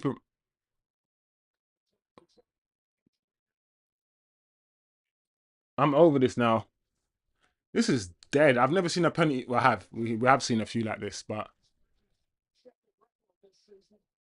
was Bruno the first penalty taker? No, so you can change the order. Who was the first one? The first time around. I don't think he was. I remember him being like the second or something. Why is the manager not watching and just rocking? Take a picture of this. I can't believe this is our manager, bro. This is crazy. He needs to be taken out there. How can that be your manager? You hand your resignation in.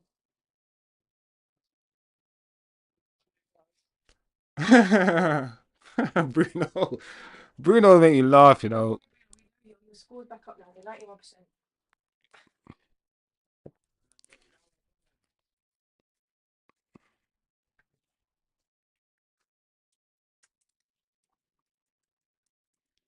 The way that this is going on, people, we might as well just get our coffees, get our drinks, get our midnight snacks, and just set up shop for the next couple of hours because this is long. You know, this is like taking the fun out of penalties. Oh, I'm done with Onana now. Onana, you have to save that one, bro. I can't believe you, bro.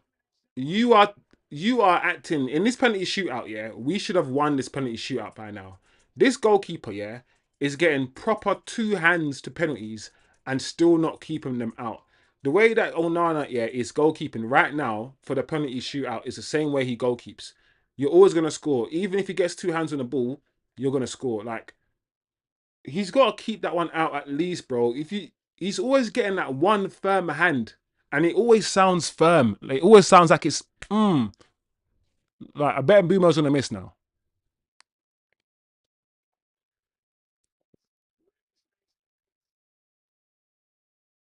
Of course, Mbumo misses and Grimsby Town win. Ah, Pitch invasion. Man United fans. Oh my god. Oh my god. Get Man United out there, please. oh my gosh.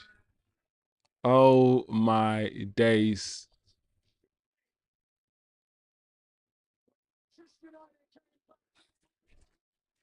This is crazy. Look at the pitch invasion. My gosh. That's crazy. All those fans should get banned. I don't understand why they're on the pitch. But this is going to be down in like Grimsby history. This is this is stuff of legends, guys. These players are legendary now, bro. They've beaten Man United. They deserve to win. They deserve to win. We did not deserve anything from that game. We did not. The better team won. The more deserving team won this game. We were absolutely shocking. The fact that we came back, we scored 2 goals, and we brought it back to penalties. Yes, we're happy. We want to win. We're Man United fans. But if we're being honest with each other, if we're being truthful, we didn't deserve anything out of this game. We didn't. And the right team won. The better team won. What happens now? Nobody believed that we would lose against Grimsby. Nobody. This is humiliating. This is stupid. Embarrassing. But the problem is, our manager has broken so many negative records, not winning 2 games in a row, first time ever in the season, the first time ever that's ever happened. This manager has done finishing 15th. We've broken so many negative records that this additional negative record, it doesn't even feel anything. It doesn't even matter. Like, oh, guys,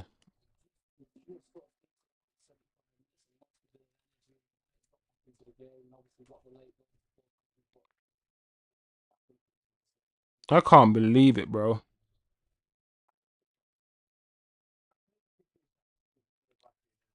I can't believe, yeah, we got beaten by a team in League 2.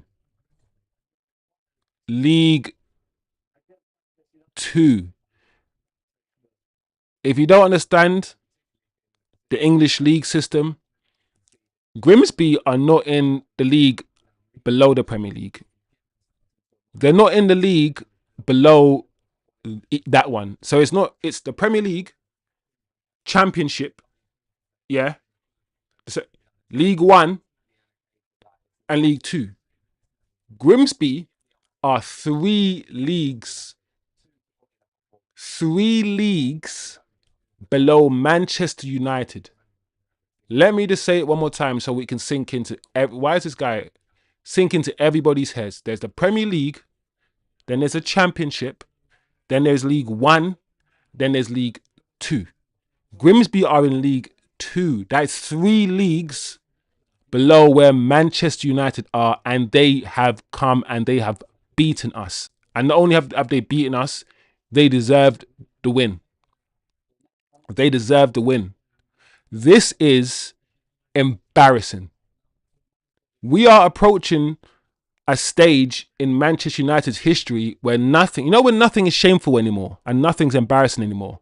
After the season we had last season, and I don't know how embarrassed the owners are going to be. I think as fans, we are angry, we're frustrated, we're annoyed, we are utterly disgusted and embarrassed. I don't know. This Ineos and this Amorim thing is a bond. It's a blood bond. They've cut themselves and they've put their wounds together and they've exchanged blood, and it's something that we cannot break.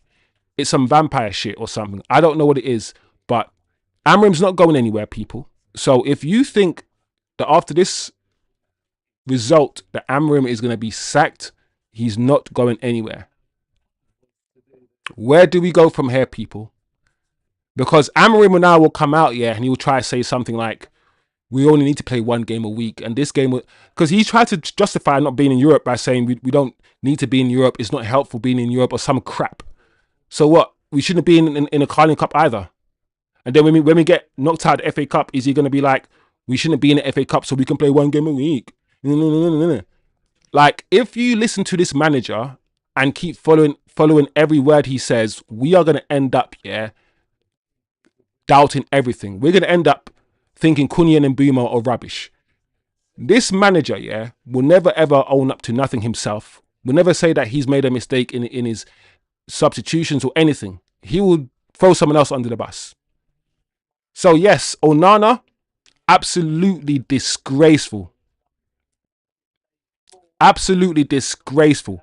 I have tried. And one of the reasons why I backed Onana, a little bit more than others, is because I saw online all of this, black people can't be goalkeepers. And as a fucking black man, I don't want to hear that shit. So that fucking pissed me off. So I gave Onana a little bit of credit, a little bit of benefit of doubt because of the racism. But Onana is shit. Let me be clear. He's a black person and he shouldn't be racially abused. But that aside, as a goalkeeper, he is shit. He's not good enough. Lucky for us, we're getting another goalkeeper. Lemens is coming in. His errors today were, I think, worse than errors he made last season. I think his confidence is on the floor. His goalkeeping ability is not that great. I keep saying his fundamentals are not that great. But today, what we saw was just a nightmare from Onana. Yes, he did save a penalty. Yes. But even some of the penalties that went in, I think he should have saved them. He got 2 hands to a lot of the penalties, people. Kobbie wasn't good today either. Kobbie was giving the ball left, right and centre. I'm like, Kobbie, if you want to play in Bruno's position, this is not how you do it. This is not the performance you need to show everybody how good you are. This is not it. This is Grimsby. This is League 2 Grimsby. You have to dominate this midfield, and he wasn't. Ahmad, I don't know what happened to Ahmad, but since this season started, he had a decent 25 minutes against Arsenal, but we're not seeing the Ahmad we saw last year. We're not. And Mbeumo came on, did his thing, scored a goal, really good goal. Cunha, in and out of the game, the periphery of the game, not really making his stamp. But at the same time, I see Cunha in loads of spaces. We're not willing to fizz the ball into Cunha's feet. Cunha is technically secure with the ball. Even if he's got a man behind him marking him, do not be afraid to fizz the ball into his feet because he'll control the ball. He's coming deep, he's dropping deep, but we're not using him. Xerxes came on and he showed. Xerxes came on the way that he was holding people off, his touches. He just looked like quality when he came on. He looked like quality. And once again, after that little 10-minute performance from Xerxes, he didn't do much, but he just oozes quality. We're still here sitting thinking, why isn't the manager using Xerxes? Why? Why, people? Yes, he's not as fit and all of these things, but every time we see this guy plays, he's doing something. He's doing something, people. So today, the defending wasn't that great either. It wasn't. Maguire was skinned a few times towards the end. We know what Maguire's like. He lacks pace, but he came up with a goal. He came up with a goal right at the very end. So he plays because he's really good in the air. Listen, Maguire, yeah. When I see Maguire play football, where he passes the ball and stuff, he's actually a decent footballer, Maguire. He's just very, very immobile. That's always been Maguire's issue. He's a immobile human being. He doesn't move. He's very slow. But as a footballer, Maguire can actually he can pass. He can shoot. Look at Maguire's penalty. Slap, top bins. Listen, I'm going to stick my head out and say, as a footballer, on a technical level, I might even say Maguire's better than dalot. He's a better passer than dalot. I'd go as far as saying that. Guys, today's performance was absolutely a disgrace. Amorim, once again, has to take a bit of responsibility because I didn't see any patterns of play today. I didn't see any cohesion today. The players, the relationships between the players, I keep talking about relationships. They don't look like they know each other. They don't look like when Ahmad has the ball, he has no idea what Mbeumo's going to do. When Cunha has the ball, he has no idea where Sesko's going to run. The relationships, that we need to form between the players are not there. What are we doing? Where are the patterns? Absolutely diabolical performance, bro. Shocking. Who was playing the midfield of Kobbie? Ugarte, right? Was he? I didn't even notice. I didn't notice Ugarte. Dorgu, things. I'm surprised. Dorgu had a decent half. I'm surprised we took Dorgu off for Dalot. What did Dalot do? Whether he's playing right wing back or left wing back, what does Dalot do? Why does Dalot need to play 90 minutes? Dalot and the likes of Bruno might be the end of this manager because we know this goalkeeper is gone. So one thing that we can say with comfort is that we might not have to see those kind of mistakes again. Onana, I think, is gone. If he doesn't go, he's definitely not going to be number one when Lemens comes in, and Binder is also still staying. So I don't know, guys. Shocking. Absolutely terrible. Let me see what the chat is saying before we wrap up, man, because I know I'm not the only one who's pissed off. Tim says he's totally stunned. This further confirms Onana's need to be told to F off, says TK. Bobbins. Jerry says we're effing shite. We're effing shite. We're shite. Not unexpected, though, is it? I'm grateful it did not happen on Old Trafford. Amra will come and say we were working and we will be better, says Shivam. 21st Century says Amrim out. 1 game a week ain't working, lads. I keep saying, guys, this 1 game a week, and I've said this before, when the manager is trying to convince you, always be careful, Wow, what the hell is she doing? When the manager comes out and tries to spin you and say, it's good that we're not in competitions. It's good that we're not competing in Europe because I want 1 game a week. 1 game a week is good. When he's trying to say that being good and having more things is bad and having less things is good, when he tries to spin that, there's always question things. Be like, is that actually true? Is the manager now going to come out and saying being out of the Carabao Cup is a good thing now because we have more time on the training ground? Is that what he's now going to say, people? Don't fucking piss me off. Don't piss me off today. These. Mm. Mm. Mm. Mm. And this man's hiding. This man hides, you know. Which I want you guys to help me out here. Please, please help me out. How many managers do you know that hide at penalty shootouts?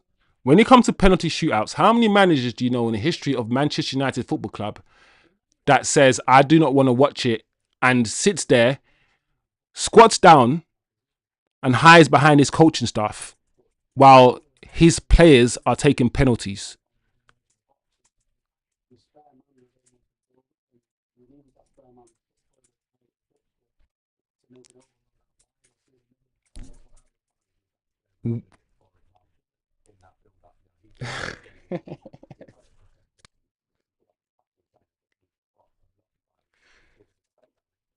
You watch me, you. You know the ones you got to break out a song. You know you do that. Start singing some hymns, people. Man United. That cleanse my soul, man. Listen, I need some holiness. I need some. I don't know, bro.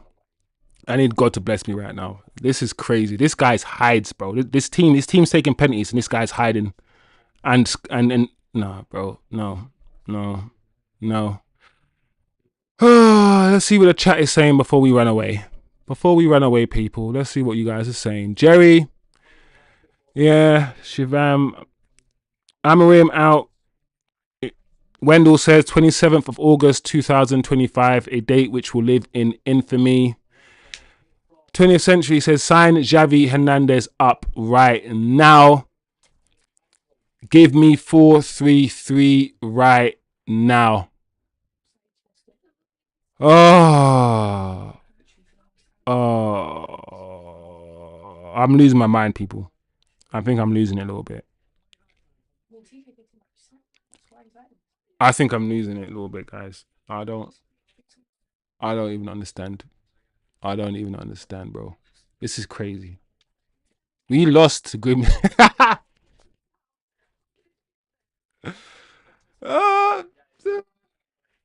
Lost to Grimsby. We lost to Grimsby. What is Grimsby? Grimsby. What is it? British Bulldog says, do we really have to play every week? Wiz, is this one the manager or the players? Both. Because I don't understand the way that we play. I don't understand how we start the game. I don't understand the lack of energy. I don't understand the lack of pressing. I don't understand the lack of the system. I don't understand the way that we avoid the midfield. I don't understand the instructions that he's giving the players. I don't understand his in-game management. While at the same time, guys, we need to also understand that Onana's a bozo. And this is on Onana as well. And that's individual mistakes. So once again, the manager should have stuck to his guns and kept... Listen, in my match preview, what did I say? I said the manager is clearly chosen by there as his number one. I don't care if this is a Carling Cup game. Don't start Onana. Keep playing by in there. Prove your point. If you're trying to make a point, force Onana out. He gave Onana a chance today. Onana, he was at fault to both the goals. Both of the goals we conceded, he was at fault. As well as Ahmad losing the ball. But we have to question how we play. We have to question the fact that he's been in charge. Coming up to sort of November, in a few months, he'll be in charge for a year. And we still haven't seen, apart from little glimpses here or there of Amrin Ball in pre-season trying to take shape, we still haven't seen this shit properly. Not fully. Not the final form. Yeah? Not the final form of Cell. This is flipping the first form of Cell. Literally the Cell form. Not even the lizard part. before he absorbs Android 17. We ain't really seen much yet of this manager implement shit. And his subs weren't great. Keeping Dalot on the pitch. And then what does he do? Good thing in my opinion, but it's still weird. He brings on Bruno and he plays Bruno and Kobbie in the middle of the park. Something he said he doesn't do. Something he says that will never happen because Bruno and Kobbie, yeah, Bruno's Kobbie's rival, Casemiro's Ugarte's rival, but he played Bruno and Kobbie together today. It's the players and it's the manager. And that's why I think he's not being sacked. This manager will go to the board and he will say, we conceded 2 goals because of my goalkeeper. And I play this goalkeeper because I need to give Bayern a rest. You haven't given me a goalkeeper. So I have to play Bayern and Onana. I have to keep playing these goalkeepers and Onana cost us today. He'll say that to the board, to Wilcox, to Jim, and they'll say, yeah, it's not your fault. I don't think he's getting sacked, people. I really don't. TK says the problem, aside from Onana, is the Portuguese love triangle of Dalot, Amorim, and Bruno. Heard, TK. I agree with that, TK. Wendell, complaining and pointing fingers not going to solve the problem. Ugarte, Casemiro, and Dalot, Onana must go. Dalot, Bruno, and Casemiro will be the end of Amorim. Says Wendell, it's over. Right off the season, without proper midfielders, the team will suffer. And you know how much Amorim loves the word suffer. He loves that word. TK says, everyone doubted me when I said we finished 11th at best. I think we finished just above relegation. I think Amorim was told that if this is a loss, he is sacked. TK. BB, Turkish says, from now on, we can him Amorim the Grim. Call Amorim the Grim. Amorim might be the first manager to actually walk, says British Bulldog. Ammo Grim. Ammo Grim. Lost to Grimsby sounds fishy to me. You're British Bulldog. Shamarim. Amogrim. Shamarim. Scamarim. Haramarim. Haramarim. Chokrim had a chance to sub Onana at half time. He lost the match. He could have subbed Onana off as well. Binder might have saved. Binder, I reckon, would have saved more of those penalties. I think he would have. Binder and Onana are shit, mate. Heaton is our best option. Well, even Heaton, Wendell would have saved some of those penalties, which is the point. Right? Wendell says, we're missing the point. Without proper midfielders, this team will suffer. That is still the underlying thing. That's another reason why I think he won't go, guys. The problem is the club know the problem. The club also know that we don't have midfielders. And because of that, because they know that he doesn't have all the tools, they will give him grace. The question I have for you guys is this. I don't care, Wendell, if we haven't brought in midfielders. I don't give a fuck, yeah? Because the midfielders we have, yeah, should be able to beat Grimsby fucking Town from League fucking 2. And even if, yeah, we play with midfielders from our academy against Grimsby Town, we still have better players than them. Like, the midfield thing is an underlying issue that we must solve because it's there and it will stop us from excelling, achieving, and going up the table. But you don't need Baleba to beat League 2 Grimsby Town. You don't.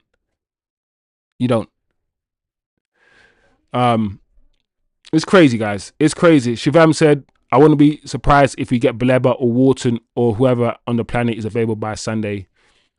Oh, so are you guys thinking about the aftermath? Are you guys now hoping, crossing your fingers, that after this defeat, you think the club will have to go back into the transfer window and buy somebody? Because that's the only positive I can think of from this situation, is that the club noticed that we need a midfielder of considerable quality and we go in and get him.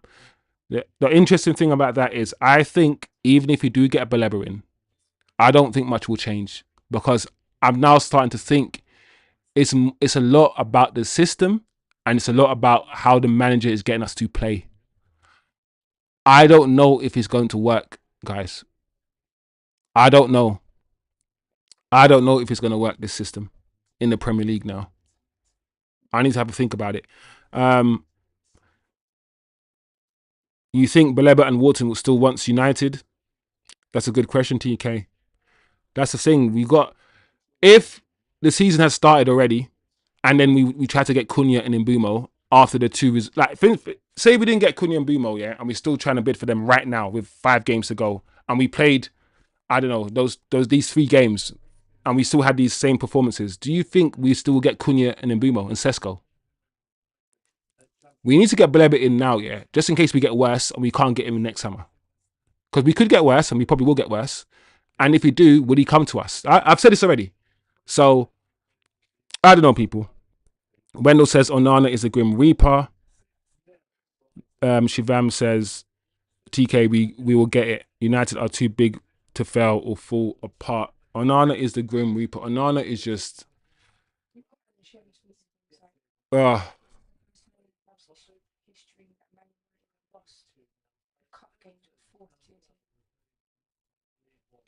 This is the first time, guys, in our history as a football club that we've lost a football game to a football team in the 4th tier of English football. It's never been seen before in our history. Never. Never in our history have we been in the Premier League and lost a game to a team in the 4th tier of football. Never. And we've done it today. And nothing will happen afterwards. Nothing will happen. Our manager will still have a job. Nothing will change. We probably won't get a midfielder in. And that's it. That's it. That's crazy. And what's going to happen, yeah, also, is that people online, yeah, are going to drag the Mbumos. They're going to drag the Cunhas to the maximum.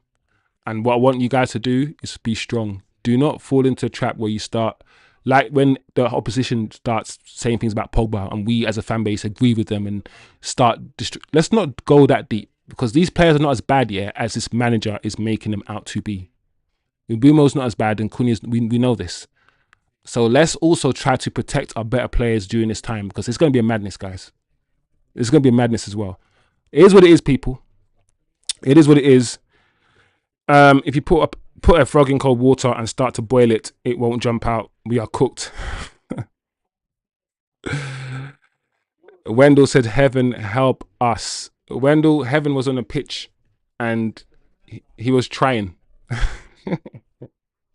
He was trying. Oh, all right. Before we go, guys, Shivam says, if not Chokerim, then who is it? Juju. Oh, comment disappeared. Anyway, Wendell, you're going through the phases, yeah? You're going through the phases.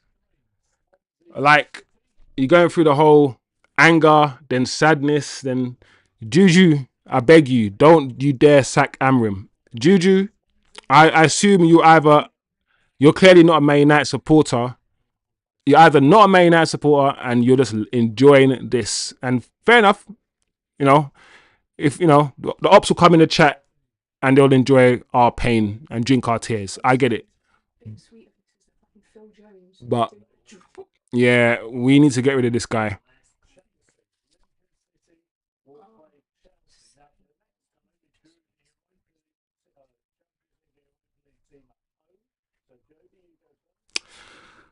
Guys, I'm done now. The fallout from this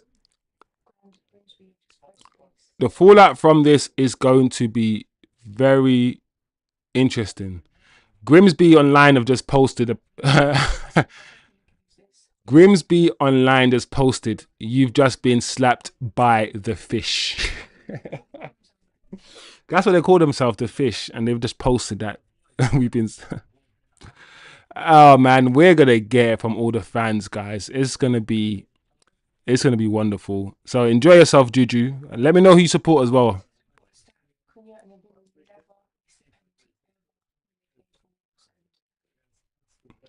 Juju says United should be proud. There's no shame in losing to a top 4 team. He's the top 4 in that league, right? Bro, I can't even say anything to that. I can't even banter back. You know the ones I can't even banter back, bro. Sometimes you gotta sit in your loss, bruv. Sit in your defeat and just take it. You gotta sit there and take it. And as United fans, we gotta take this shit. We gotta take this shit. So I can't. There's nothing I can say. If you support Arsenal, don't talk to me though, because you guys ain't won nothing. But it is what it is, man. Wendell says we keep on blaming managers. The poor coach walked into shit to begin with. That's what Wendell says. Watapata Bidon Zimba says failed project. Let Zidane come, please. Watapata, I would like Zidane. One thing I've noticed about Amrim is that Amrim is a very negative manager. He doesn't, in my opinion, know how to coach exciting attacking football. His sporting team was very dysfunctional and very direct. They went back back to front very quickly. It's not like they were playing sick cultured football. They were playing very direct, effective football. That's what they were playing. So I would take Zidane, bro. Watapata, I would take Zidane. I would take any attacking manager with any sort of attacking mindset, man, at this point. I just want to see some good football and Man United win and play well. Wendell says the club needs an exorcism. The thing about Wendell is that we keep changing all our players and keep saying it's the players. We've literally changed our whole team, yeah, except for the midfield and the manager, and it's still not working. And I could see us getting Baleba and getting Adam Wharton, which is a whole new team from when we had 2 or 3 years ago. And I could see us still not doing much for some reason because of the system, because of the manager. So, I don't know, Wendell. It's always a mixture of it's always multiple variables, right? It's never just one thing. Juju says, support the world champions. Oh, Chelsea. I don't know what's worse, Arsenal or Chelsea, bro. Chelsea with their Russian money.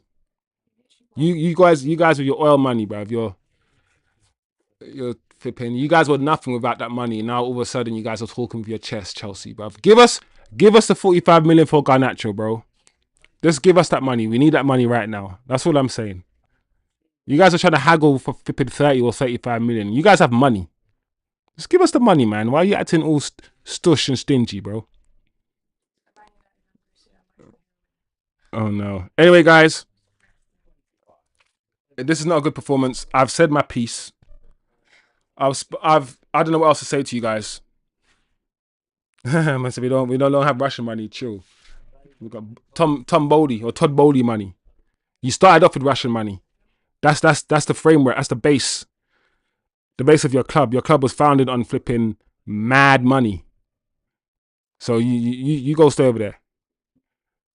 Okay, y'all, I'm out. I'm just happy I wasn't alone to experience this violation of my soul. The thing is, I had Chelsea, yeah, to maybe win the league, but after your first 2 performances, I'm like, do you know what? Maybe not. Maybe. Anyway, guys, I think I'm out, guys. I think I'm done.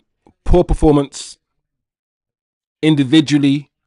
When everyone in the team plays badly and the team plays badly, you have to start looking at the coach. And when the coach is hiding, when the coach is there, like, not watching the penalties,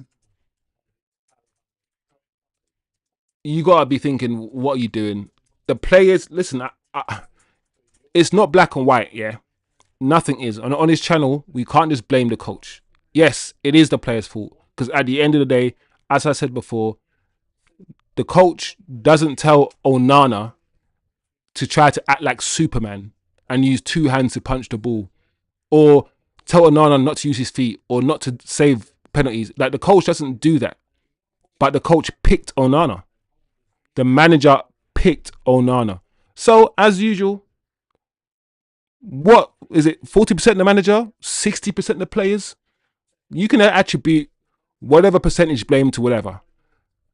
Either way, we lost the game. We should have won. We got beaten by a team in the 4th tier, and this performance and the result is an absolute disgrace to Manchester United Football Club. It is. And that's one thing that we can all agree. We can be like, it's a player's fault. It's the manager's fault. It's Onana.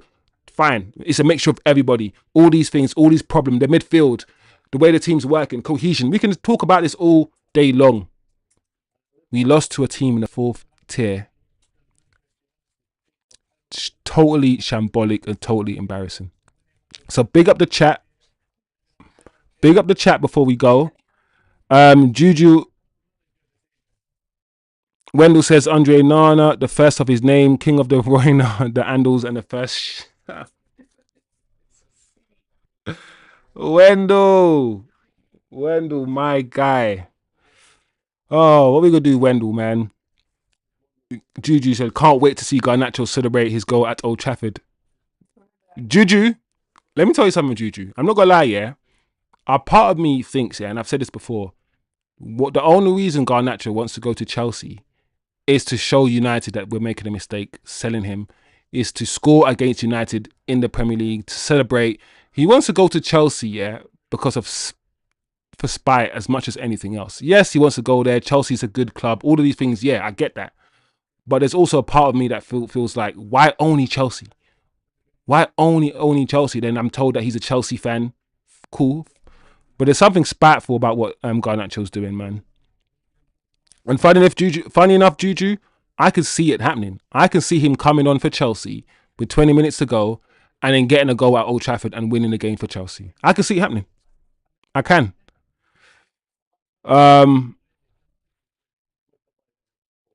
Yeah, for real though, I can feel your pain. Chelsea was there a couple seasons ago. Yeah, bro. It is what it is, man. I got to try not let football. I always got to remind myself it's just a bunch of rich guys kicking the ball around the grass. And I shouldn't get worked up, bro. And either way, usually when the match is done and I've turned this off, I've forgotten about it anyway. So you got to protect this, bro. You got to protect this because football is crazy. Anyway, big up the chat. Big up Shivam. Milton just come. Milton, you coming late, bro. Yo, big up yourself, Milts. Nah, Milton, I don't want to talk about it anymore, Milton.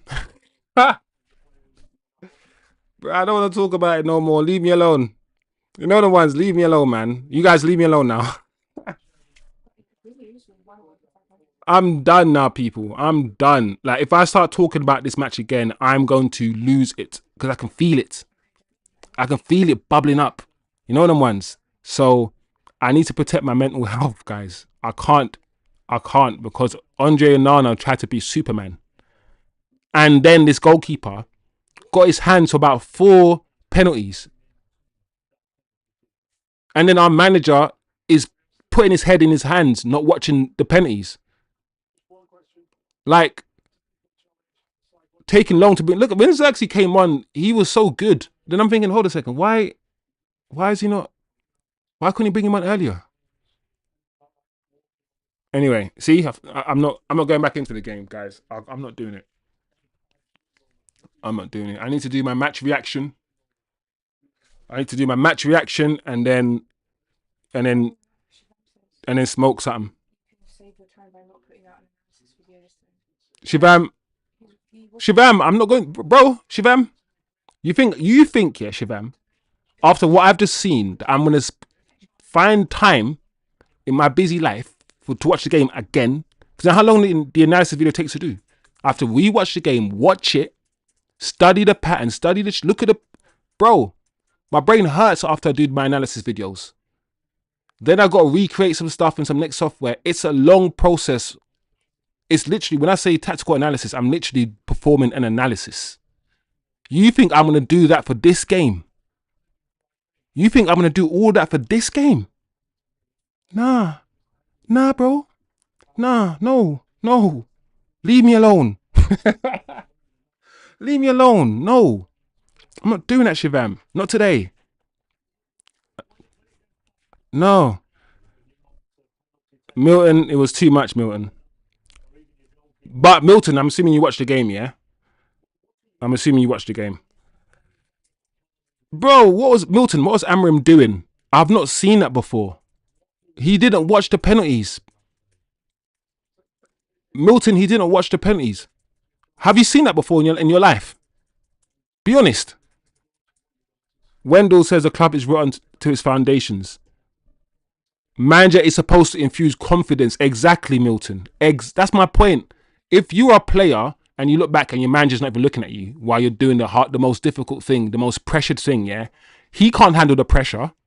He's looking away while you are handling the pressured environment, the pressured things. Listen to me one more time. During the most pressured circumstance, which is the penalty shootout, you have to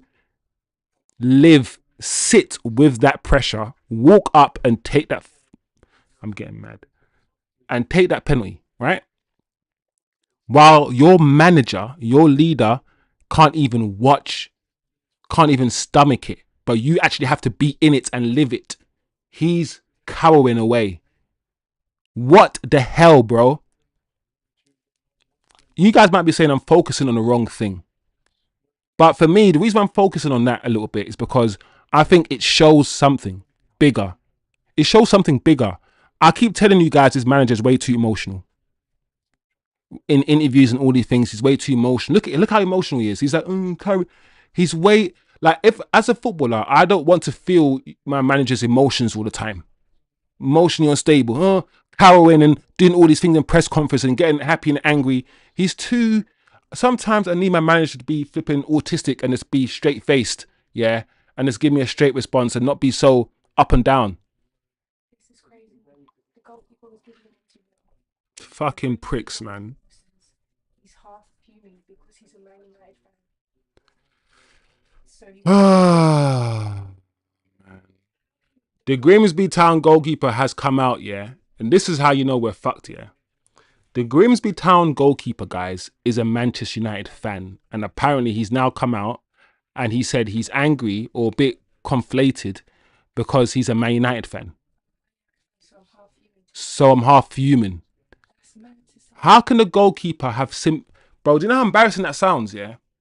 The goalkeeper that was responsible for us losing the game, yeah, came out and says, I'm half fuming because I'm a Man United fan.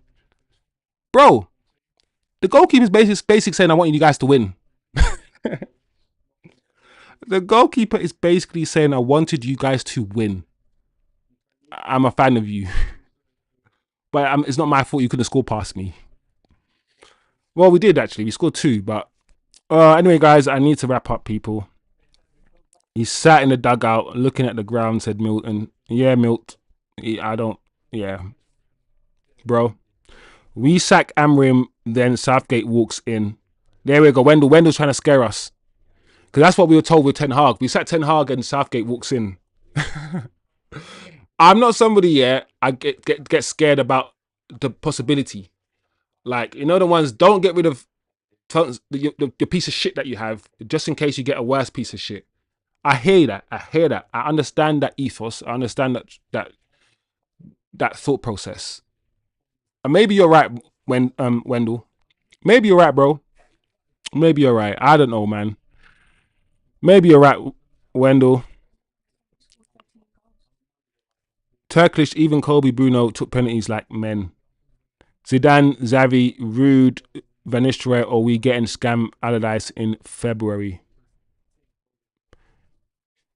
The Grimsby goalkeeper is being cheeky, bro.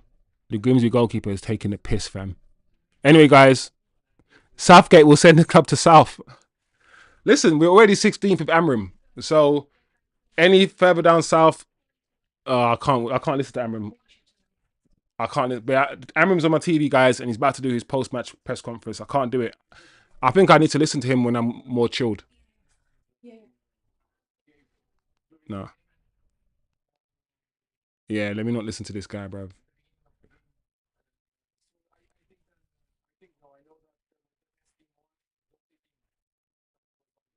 Wow, he said the best team won.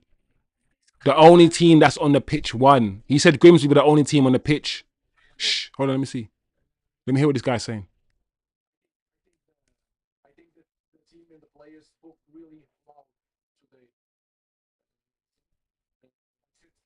He's gone. Let's see when the players spoke. He's saying they don't want me. What do you mean by that? Did you? I think it's really clear what they spoke. So let's move on He's crashing out. with this today. And I think it was really clear for everybody what happened today. Wow. They said the players spoke, and the players spoke very loudly today, and it's clear what they want today. Wow. You guys might be right, guys. He's talking like he might be going. Yeah, that's what I said. He's saying no intensity at all in this game. That's why I think they spoke. You've been talking about. He said he can't explain why they acted like this. So that's why he said they've spoken. I think that's why he's hiding. I think what he's basically saying, guys, is that the players down tools. The players know what they're doing, and today they turned up and they didn't want to play. They didn't want to play for me. Wow, this manager is saying a lot. Is crashing out fully. Are you guys watching this the post-match press conference? I mean, interview. Please forgive When me. you see the same mistakes as a manager, what do you think you can do differently? Because you had a pre-season with that, you had last season, and now you have the start of the season. Milton says, Wiz, they did pull it back though. Yeah, we did. They did. The players came back. I think we need a change in ownership. On the pitch today. We tried. Talk about that. We have a game in the weekend, and then we have 2 weeks, and we will sort things out. Yeah, Amram's post-match press conference, bro, is crazy what he's saying. Game today. To which extent do you think you guys have a goalkeeping issue and It's not when you play with all due respect. When you play against fourth division team, it's not the goalkeeper. It's everything. It's the environment. It's the way we face the competition. We know that we are in the moment. Everything. People will pay attention to everything. It's going to be massive. Everything. Yeah. We show that performance today. So my players spoke for me. That's not how they play in practice. He's telling the truth in a way. Yeah. Wow, guys. Wow, we just listened to the post-match interview by Ruben Amorim. He's basically, from my gist of it, he's saying, that's not my players. The players know what they need to do. The intensity. Don't forget what I said to you guys, yeah? About how we played in pre-season and the intensity and all these things. 1 second, guys. Yo. You outside? All right, cool. Give me 1 minute.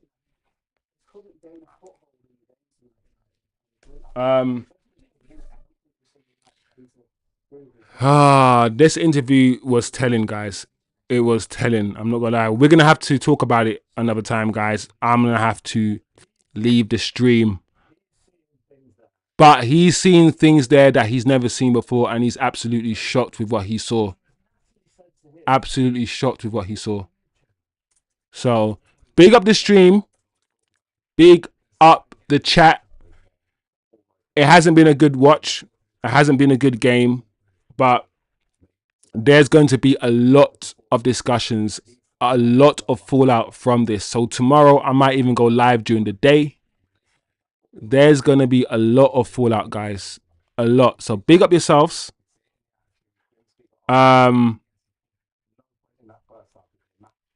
Yeah, I don't know what else to say, guys. I'll talk to you guys in a bit. Peace out, man.